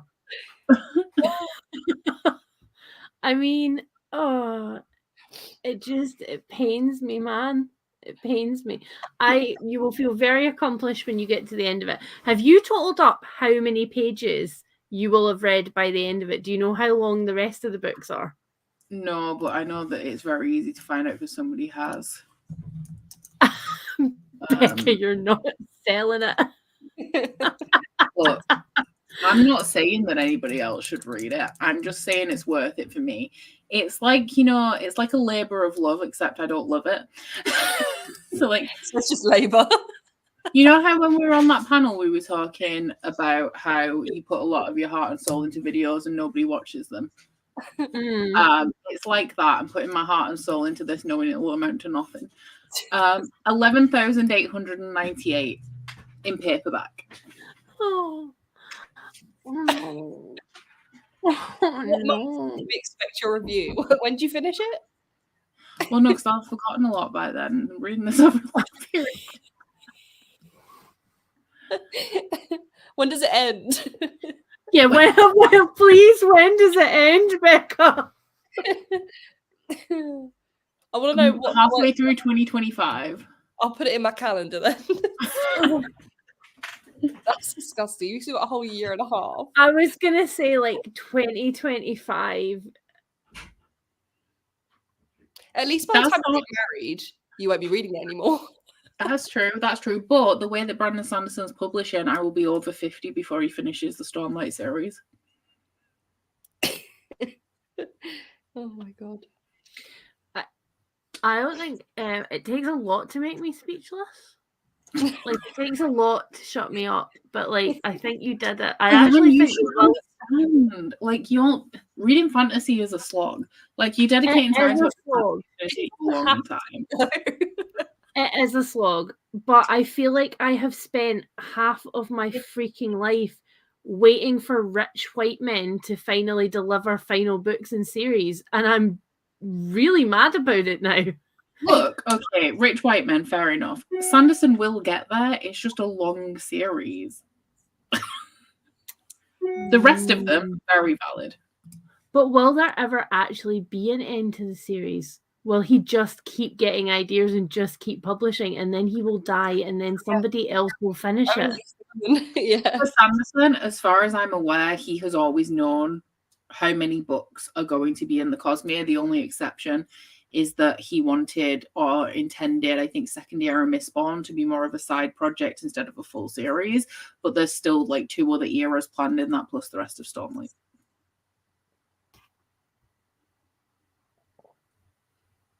Oh my gosh. I mean, I've done worse for that amount of time. Think about like just the sheer amount of time I spend doom scrolling. True. Progressive. True. Plus, because I'm listening to the audiobooks now, it's not taking anything away from my life because I'm listening to it while I do other stuff. Yeah, that's fair. It's actually adding to my life because I get to do other stuff. That switch. You know, I could be doing other things while I'm doing stuff like, I don't know, listening to the anxiety in the inside of my head, or listening to soft Christmas jazz ASMR rooms. Anything that's not that. Oh, I feel this in my soul. Here's me just wanting the last in the Tessa Dare Duke series, while we watch her live tweet every episode of Big Brother in minutia, and she's just not writing that last. damn book. Like, I feel like this would be me because I'm very good at like doing a project up until it gets to the end and I just can't be asked. It's like I'll do 99% and I expect the last 1% to do itself, and I'm so close that I just can't be asked anymore. So that would be me. If I was writing a series, you're not getting the last book. It's like I can't do the same thing twice as well. Like I can put a lot of effort into doing something once, and then because I did it once and it wasn't that hard, it's like I expect it to do itself the second time around. So I just don't. I'm like, I expect to just sit here and put no effort in and it just to happen because it was easy the first time. No, I expect to put all of the effort in the last hour, all of the 100% of effort in the last hour before that thing is due. All of it. All of it. Yeah, I wrote all of my uni projects like just before they were due. I wrote my dissertation in a week. Beth's like dead. Very glad that I don't have any series that I'm invested in right now. I'd love to have a book or series. Stick with it for 70 pages prologue. To be honest, if it was anything else, no, I was just going to say, like, if it was anything else, like, I don't know, like if Robin Hobb gave us another trilogy, she's writing everything, you know. Yes, but will we get it? When will we get it? Do you know what? We'll just put my hopes back in a box, Becca, and I'll just sit on them again, okay? But like, if she was to give us like 1,000 pages of book and like a 70-page prologue, I'd be like, do you know what? Take my money. Yeah. Take my money. You can have my house. Just give me the books. But I'm just not. I cannot invest in any more long series by men who don't write final books. I just can't do it. It is upsetting because I'm really excited to read Name of the Wind and The Lies of Locke Lamora, but I feel like I would rather just not because I don't want to get invested and then not get the books. Yeah, I will say, as somebody who has read The Lies of Locke Lamora series, I feel like you can read The Lies of Locke Lamora as a standalone, genuinely, and get everything you need out of the whole series out of that one book, because there's pirates in the second one.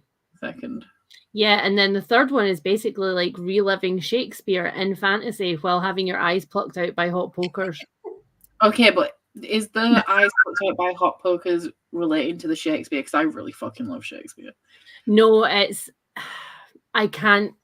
don't want to spoil it, but we spend that whole series up till like halfway through book 3 being told about this girl that Locke was once in love with. We never see her, we never meet her, we just hear a fucking lot about her. And then she pops up halfway through book 3 like, fantastic, I have arrived, the plot is about me. And the whole book just goes off the rails. Don't get me wrong, yeah, me too.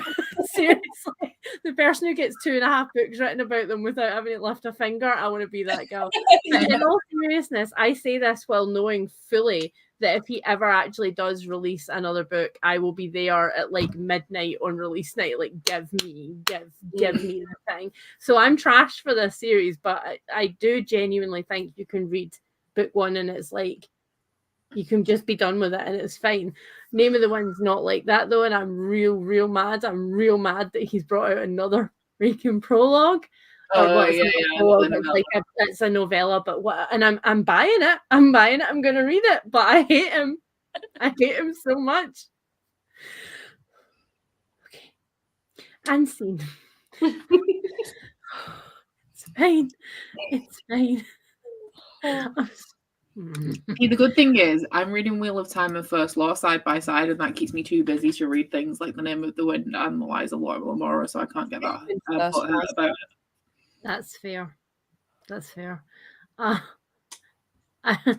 want to find a series that I'm that into. I'm that into that it doesn't matter how many times they screw me over. I'm like, please, sir, give me more. Whereas on the flip side, I'm like, Sarah J. Maas, please stop writing ACOTAR books. Yeah, for real. I pay you to stop. Yeah. Or you have a thing like, I can't remember his name now. Where are they? Jonathan Stroud, where he wrote one of my favorite series in the entire world, and then he brought out another series, and it was absolute gash. I was like, why Why have you done this? Why have you done this? So glad that he didn't have time, that he cancelled his interview he was meant to do with me because his tour schedule got too much, because I couldn't have lied about liking that book. Oh dear. Okay. Do we do one more sprint or do we leave early? How do we feel? I'm happy to go to bed at any time. Well, I was about to say, how does Grandma feel? Because Grandma has a bedtime, so how does Grandma feel? Bedtime. Grandma has a 7 a.m. date with Brie and then 50 minutes of yoga. Okay, so do you just want to, shall we just chat for a little bit, for like 10 more minutes and then call it good? I mean, we'll be back. It's not like it's the only mixtape sprints we're going to do, guys. We'll be back. Okay, in that case, I'm going to get rid of this. And next time, I'm going to put Beth or whoever's on the bottom over the other side so that I stop putting comments up over your face, because it's a lovely face. And I didn't really think that through when I put you in that corner, but I'll move you to the other side next time. I loved the Chloe Gong series, but I'm now terrified to read her standalone. See, this is also like, I loved the Poppy War, but I have hated everything else, and I'm like, is this a fluke? I don't like the Poppy War. Did not like? I haven't read it yet. How come did not like?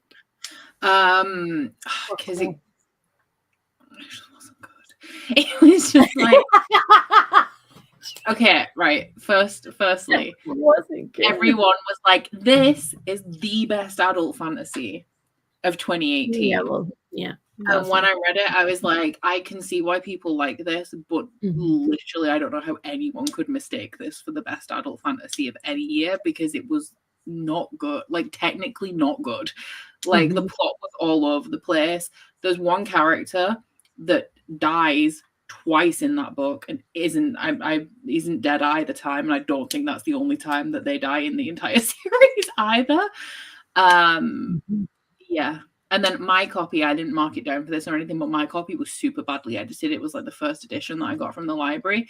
And there was just like bits where like the sentence had started and then she'd chosen to write it another way, but it left both parts in. So I don't know, it'd be like the sun was very hot while the sun was hot. Like, so the like two sentence starts that had been like bad in that way as well. But obviously I didn't mark down the criteria of the actual book for that. Yeah. I just thought that it was very all over the place. Like, it was like 10,000 things are happening over there, here, and 10,000 things are happening over here, and then the main characters just bouncing between all of them. Fair. All of those are perfectly fair criticisms. I will totally accept all of those. My copy didn't have the mistakes in it though, because I would straight up have ended up DNFing it over that, because I read, I can't remember the name of it now. It is a book about school shootings written by the survivors of and their families. So it's all different, like it's some's poetry, some are essays, that kind of stuff. And it was so badly edited, like so badly edited. There were just straight up gaps in the text. There were typos. There were misspelled words. There were whole chunks that clearly should have been taken out at some point, because it was like, you know, when you do that, you know, when you like misspeak in a video and then you pause and you say the sentence over again, but like you haven't edited out the sentence before. It was like that. And I was ragingly mad, because obviously, like, this is, it would be different if this was a fiction book, but that was like a deeply personal account of like their loved ones having, you know, like passed away and stuff. And I'm like, the editors did them dirty, like did them really dirty, because there's going to be people like who are rating this like 2 stars based on the awful editing. I just realized something else that really pissed me off about the Poppy War that I can talk about, because it's not a spoiler, because it's right at the beginning.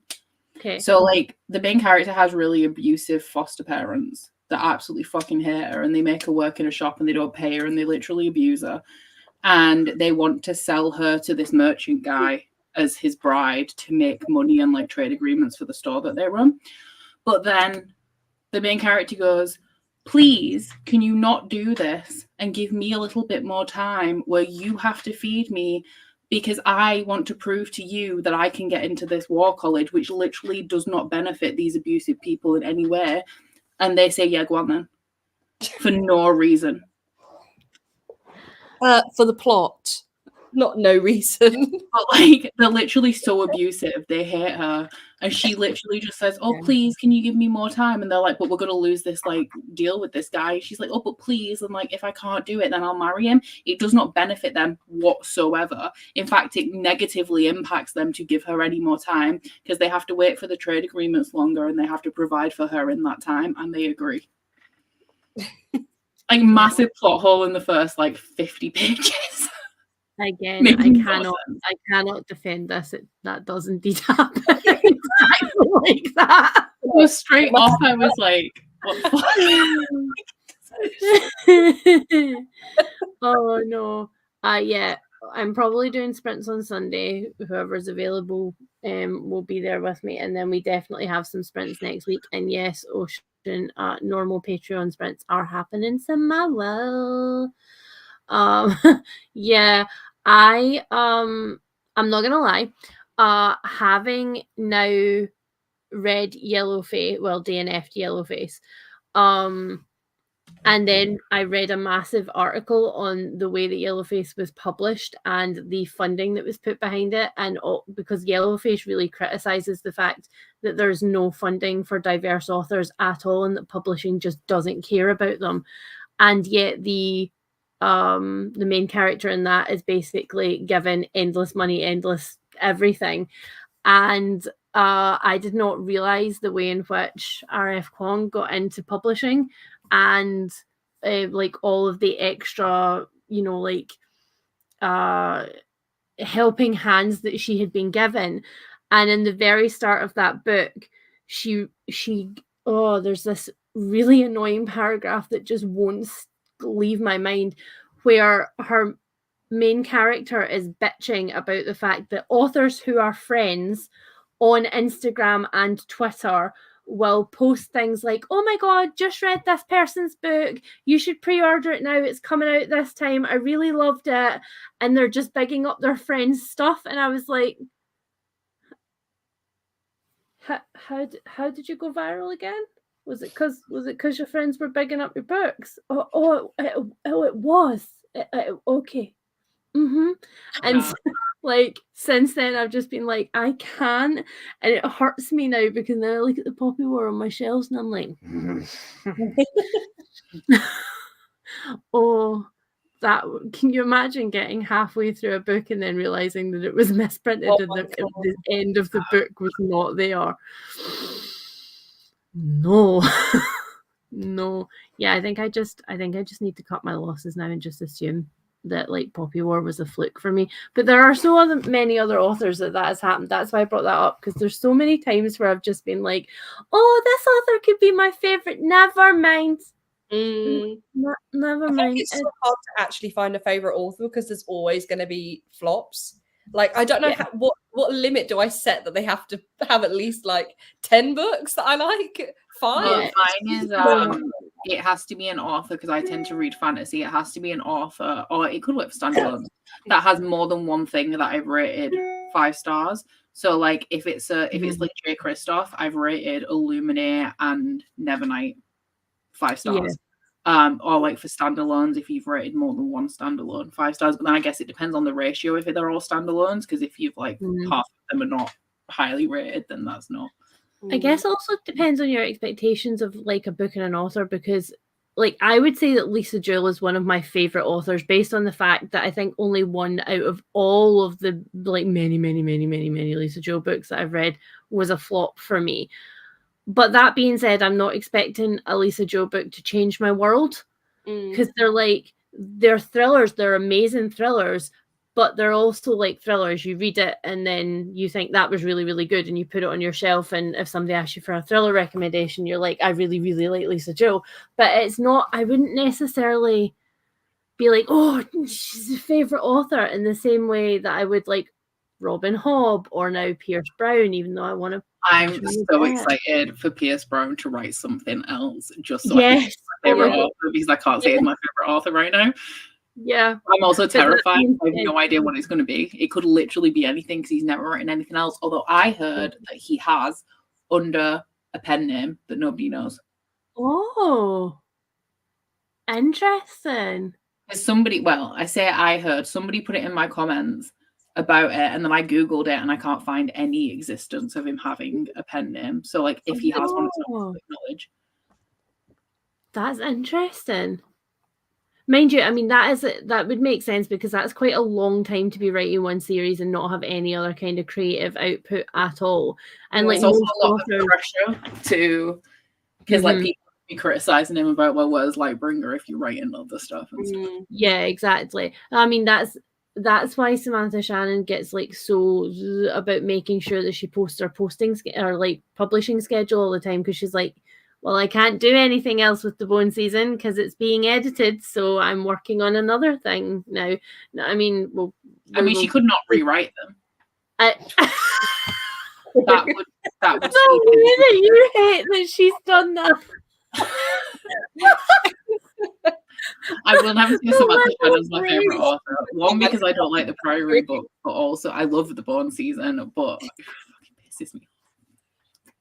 The way, though, I mean, to be fair, though, if I wrote a book when I was 18 or whatever, if like I looked back at an 18-year-old like me book, I would not want that to exist in the world without an edit. You just don't get to rewrite it, is my issue. Like, it's a product of its time, the time that you wrote it in. Why is that such a... Because if anyone's like, this book is shit, you're like, yeah, well, I was fucking 18. That's why it's shit. Like, not, oh, well, just let me rewrite it so it's better. Like, you know? Oh, no. It really irritates me. Like, I just not. Because can you imagine if, like, I'm just going to remake all of my videos because I was shit when I made them. Yeah, to be fair, I've privated them, and I think since Gav did that video, I'm now more aware of how many of them must be like awful, and I should private more of them. But if anyone commented on that video was like, oh, it's shit, and I'm like, yeah, that's because that was 6 years ago, and I'm better now. Like, I'm sure George R.R. Martin isn't looking at whatever the first book he wrote was and like, oh, I'm just going to rewrite, although maybe that's what he's doing with his time. But like, you just don't do it, you know? Like, everyone's first work is shit no matter what it is. You don't redo it. Like, how is that ever the answer? And then it's like, oh, well, it was phobia and like girl hate then. And I'm like, because you were 18. Like, I was fat phobic and hating on other girls when I was 18 because I was 18. Like, I literally did not expect this to be the thing that broke you. Like, I did not expect this to be the thing that tipped you over the edge. Like, no, it's like it's annoying as well because I love the Bone season, but I don't like Pryor. It's like, it's the thought behind it as well. And I've heard her speak and I really like her when I hear her speak. But then it's like how she wrote Priory because epic fantasy standalones don't exist. And I read Priory and I was like, yeah, there's a reason. Like, this is the reason why they don't exist. You're the reason. Yeah, she has revised the whole series. So everything, but the rewrites apparently get less. Yeah, the first 3 have like got big rewrites, and then the other 2, 1 has just had like a light one. But because also she's put in new characters in the first one and changed some of the characters about apparently, and so it wouldn't have made sense if she hadn't have rewritten the rest of them because she has to like write the characters back in. So yeah, I'm so sorry I triggered you. I don't know if she's rewriting them because she doesn't want the series to be YA anymore, though, but that shouldn't be the reason because it was never YA to begin with. And if the publisher put it in YA, then that's their problem. Yeah, I 100% would not have ever sold anybody that as YA. No, that again, it's like when people say Red Rising is YA, and I'm like, oh, baby girl, okay. please don't give that to your 13 or 14-year-old, please. There's one thing that happens in Dark Ages, such a massive spoiler, but I want to be like, every time somebody says Red Rising is YA, I want to be like, oh, just wait till you get to the part where this thing happens and see how YA it is then. Why are you telling me that? It's like, there's parts of Dark Age, because you've read the Poppy War, do you know that scene in the Poppy War? Yeah. A lot of Dark Age is that scene in the Poppy War for like 600 pages. Like, it is intense. There's some like really grim stuff in there. It's like so like everyone hits rock bottom. It's not a fun time. The silence. Why did you do that? Why did you tell me that? I'm so excited for you to get into that part of the series. Well, it's like, right, so I took a break of years in between reading Morningstar and Iron Gold, and I forgot how good how feel good that series could be until I got to Lightbringer, because I was like, holy shit, this is just depressing. Like, I don't want it, but at the same time, get into my eyeballs. Well, I mean, yeah, this is the one thing I will say. All of the Bone Season covers previous to this are awful. It doesn't matter. Like, fair enough, the original hardbacks are like, they're okay, but like the white paperbacks with the weird, it looks like the earliest form of fantasy romance ever to exist. Like, what in the MS Paint were those? They're real sad. So I am very good. I had an even worse cover of the Bone Season back in the day. I had a old UK paperback from the Works that I gave to Ryan when I got the new ones. I don't know if I can even find a picture of it. I'm glad that you got your hands on the special editions of Red Rising, though. Because the low stock warning came out today. I think I saw an email with that. So like, I'm glad you got a hold of them, which was literally like anybody who was on that Patreon stream with me where they dropped for general sale got to like audibly hear my squeaky bumhole as I put my credit card details in. Like, good, because I forgot about the sale and joined the queue 15 minutes later, and I was literally dying. Oh. This is my end. This is where I delete my channel. This is it. No. It's old as shit. I can't even find a picture of it. Oh, that's sad. I wanted to see the horror. Can I also just like, and when we're talking about covers, can I just say how annoyed I am once again at velvet covers that keep finger marks? Oh, I hate that. I'm just like, I love the feel of it, but why? It makes me feel so dirty. Like I'm just this greasy human, like just existing. Seriously, it's literally like you've had a McDonald's, not used a napkin, and then just gone. And it's like, I really haven't, though. I swear to God, I haven't. Also, it's harder to get. I don't know if you can see this. Oh yeah, you can. Like, it had a big square sticker because I got this from the work, so I had one of those like really icky stickers on it. And like, there's no way to like, I've blue tacked this and everything. There's no way to remove the residue on it, and it's just like, why is it like that? Oh, so annoying. Although it does now also have like encrusted Fitz hair in it because he was living on it during that sprint, so I should probably just give it up as a bad job. Although the reason this was in the works, I think, because again, I know the works are getting in like more and more like new popular books and stuff, so you are getting more TikTok books and stuff are popping up there. But I didn't expect to see this. And the reason that it's in there is because on the blurb, I don't know where it is, but on the blurb somewhere, there's a really bad misprint. Like, it's a completely different word than is supposed to be there. And I was like, oh, that'll be why it's in. Because they've reprinted the blurb. Oh, what's this doing in there? Yeah, exactly. I can't find the Bone Season, but I'm pretty sure that's the copy I had of the Mime Order. Yeah, they're not great. And the Bone Season was similar like with like Canva, right? It's like somebody let your mum loose with Canva. It's not good. Is it worth it to wait? I mean, to be perfectly honest, at this point, if you're just starting the series, you might as well start with the rewrites, because that is the timeline that's in the rewrites now is the timeline that's going to be in the next book that she brings out, and also all of the covers are getting re-released. Like in May, I think all of them are getting re-released with the new covers and paperback, so you might as well wait. I mean, I get, like, because I actually bought it. I wasn't going to, and then I went to see her speak, and she said why she did it, and I ended up buying it. But I'm angry every time I look at it, because I'm like, why did you do that? Like, it's like you made me do it. When you went to see her, why did you? Yeah, Becca just rocking up to Samantha Shannon and being like, "Listen, bitch, we need to talk." I was actually more excited because Sarah Ellery was there. And the thing about Samantha Shannon as well, and the only reason that I went to see her is because she was in New York, so it was like really close to me.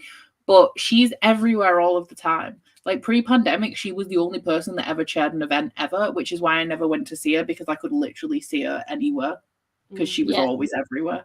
Yeah. So, but Sarah Ellery, I take my hat off to her though, because she, like you say, she literally does the most. Like she is in all the places.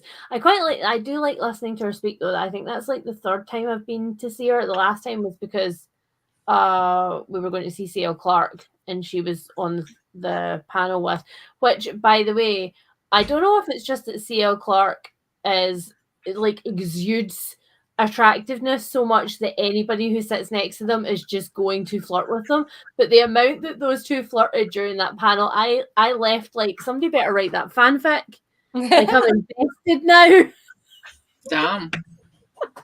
Like it was a lot. It was a lot.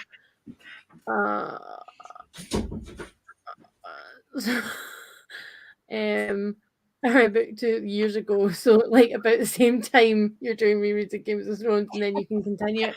Like, that's the thing, right? If George R.R. Martin ever actually gets a publishing date for this last book, I'm gonna do a reread. I will do a reread. And I feel like I have to at this point. Yeah. The problem is that the 2 books come in until it's done, so like I don't want to do it twice. Yeah. But it'll be once every 10 years at this point, so. Although, to be fair though, I don't actually mind doing it twice, because the first 2 books in that series were like comfort. Like, I've read the first book in that series multiple times. I really love that book. Yeah, the first one, the first one's one of my favorites, like my third favorite, but the second one I hate it. Like, it's my least favorite. Clash of Kings. No, I know, but how come? Oh, how come? It is because, from what I can remember, it just lasted an eternity. It's literally like it feels long. That's fair. Curtis has an opinion. What? You're never in the action with Rob, you just hear about it. Okay. Did you hear that? No. You're never in the action. You just hear about it. Curtis is like, I've read this one. Yeah. The Wolf in the North. Like, they always talk like it's a rumor about it. But he never actually see him. No, you're never like there with him. Which I think is why Storm of Swords is my favourite. So it's Storm of Swords, Dance with Dragons, Game of Thrones, Feast for Crows, and then Clash of Kings. That's fair. It also could be a nostalgia thing for me though, because again, the first 2 I had before I got the rest of the series, and I read both multiple times before I got the rest of the series. When I was a poor person. Poorer than I am now. Like, I like how I'm like, oh yeah, I'm now made of money. Like, me and all of my wealth. Yeah, so it might just be, I'm willing to admit that I have problematic faves, man. It's okay. Like that Colleen Hoover does something different with the end of Verity, and I get annoyed every time I see it. I actually don't know what that is. Is that the one that Colleen Hoover rewrote because of the lack of consent scene that everybody? I don't think so. In Verity has an interesting ending, an ending that flip flops a couple of times where you don't know what's real. Oh. Are you going to work now? Yeah. Damn, girl. Also, she didn't tell. Oh, you're talking about Brie now, not Rob.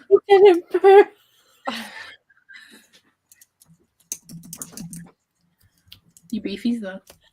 I did hear her, but I read up the Game of Thrones before Becca. That's he says that all the time. He's like, I read it before you did. His claim. You got the boy has claim to fame, man. You still haven't read Akawa though. It's probably. Yeah, come on, Curtis. Nathaniel's read all of Throne of Glass. 8 years since I watched the first episode. It is probably about 8 years since I watched the first episode. I will say I did have to watch Game of Thrones, the first episode, 3 times before. I didn't make it through the first 10 minutes, the first 2 times that I tried, and then eventually I got through it. It's because it's like the book. Like, it starts with the north of the wall. Yep. And it makes no sense. And it doesn't make sense for a very long time. So... That's very, very fair. I saw a thing and I've lost it now. It makes me wonder if he was an author for me. I know everybody rags on George R.R. Martin, and there is a lot of problematic shit in his books, but also like they're like grimdark fantasy.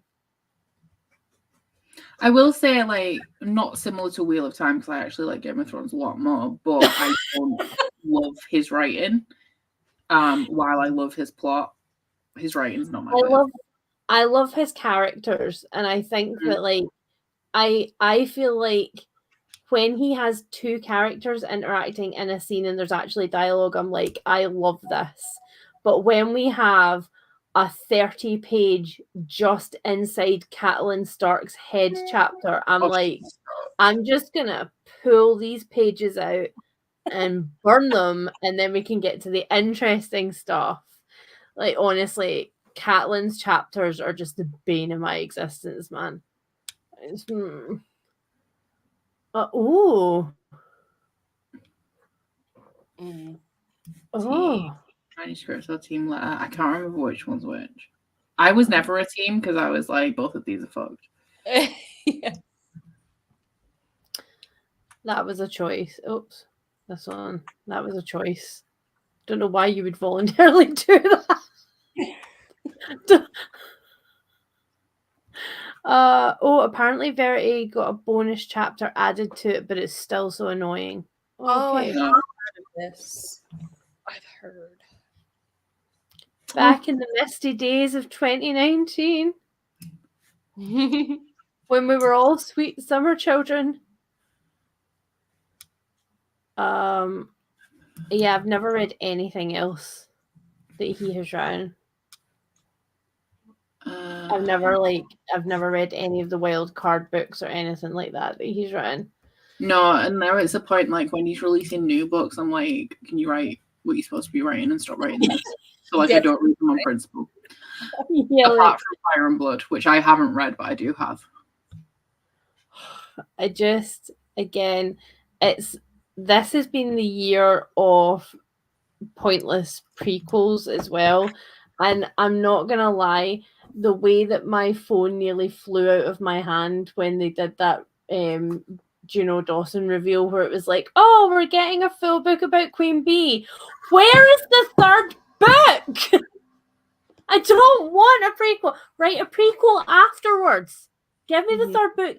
Then write the prequel. Especially with like the cliffhangers and stuff. And I don't expect Juno Dawson to be an author that does that, because while the plot's very dynamic, the writing, like the world, is not. So like I understand why it takes George R.R. Martin a long time to write a book. Because like he has like a team of people that just keep his world building in order. So like Juno Dawson doesn't need that. And Juno Dawson's pretty quick in general. Yeah, this is true. So I do have hopes. And also, I think that this is Juno Dawson's only series, right? Everything else has been standalones.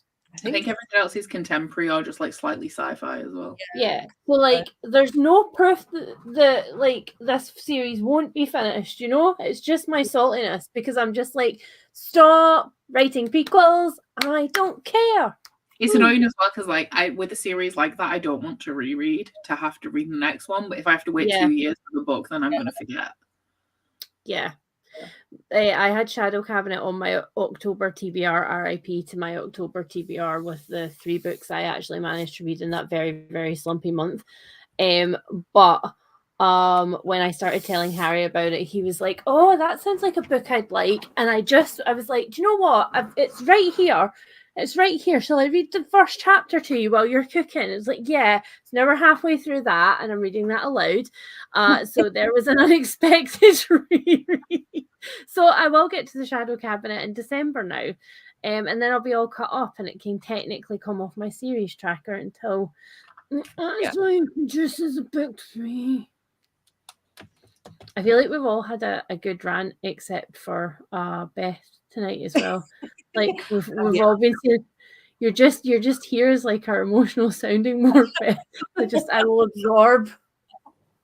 Look, these are my first public sprints. I can't go off. Maybe the weekend while I'm at a fucking wedding fair. Say that again. I said maybe at the weekend when I'm at a fucking wedding fair. Yeah. Yeah, I love this as well. Beth is just chilling. Yeah. I feel like it's only Beth's energy that's keeping us together at this point, because I feel like Becca and I are quite close to meltdowns on several points. So Beth's actually holding it all together. No, that's a lie. That's a lie. The best and problematic. Literally never met anybody more problematic than Beth. And I mean, that's just problematic in itself. also the fact that you're just sitting there with your like massive shiny calathea in the background, which is like thriving, makes me kind of want to rip your hair out of the roots. Not gonna lie, girl. Leaves, and I'm like, why are you still shooting new leaves in November? She's thriving. Okay, there was no need to rub it in, Beth. Look, like, I don't know what I'm doing. There's no need to rub it in. It's not your fault that I literally burnt my last 2 to death by putting them on top of the snake vivarium. Haha. Oh dear. Yeah, we moved him. I think I've said this before, but we moved him from bottom heat to like a heating bulb on top.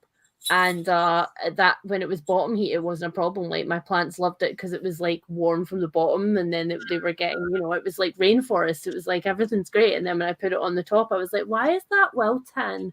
And me being me, kept noticing it and then not doing anything about it. And then one day I was like, I should probably actually investigate that, and discovered that the whole of the bottom leaves were scorched, and there was just no coming back from that, man. So I literally burned living beings alive. At least it wasn't snakes. This is just... Yeah. Don't. I almost said aloud there as well, are you excited to come play with my snakes? But that did not sound like a sentence that I should be saying on a live stream. Cheese. Cheesy. She's Yeah, see, if any of mine were sniffing that intensely at a rug, I would be terrified that they were about to pee. Mm. But she's just like loving her life. She's just investigating. She's planning her next time. She's looking for the point in keeping George R. R. Martin on contract. That's what she's looking for.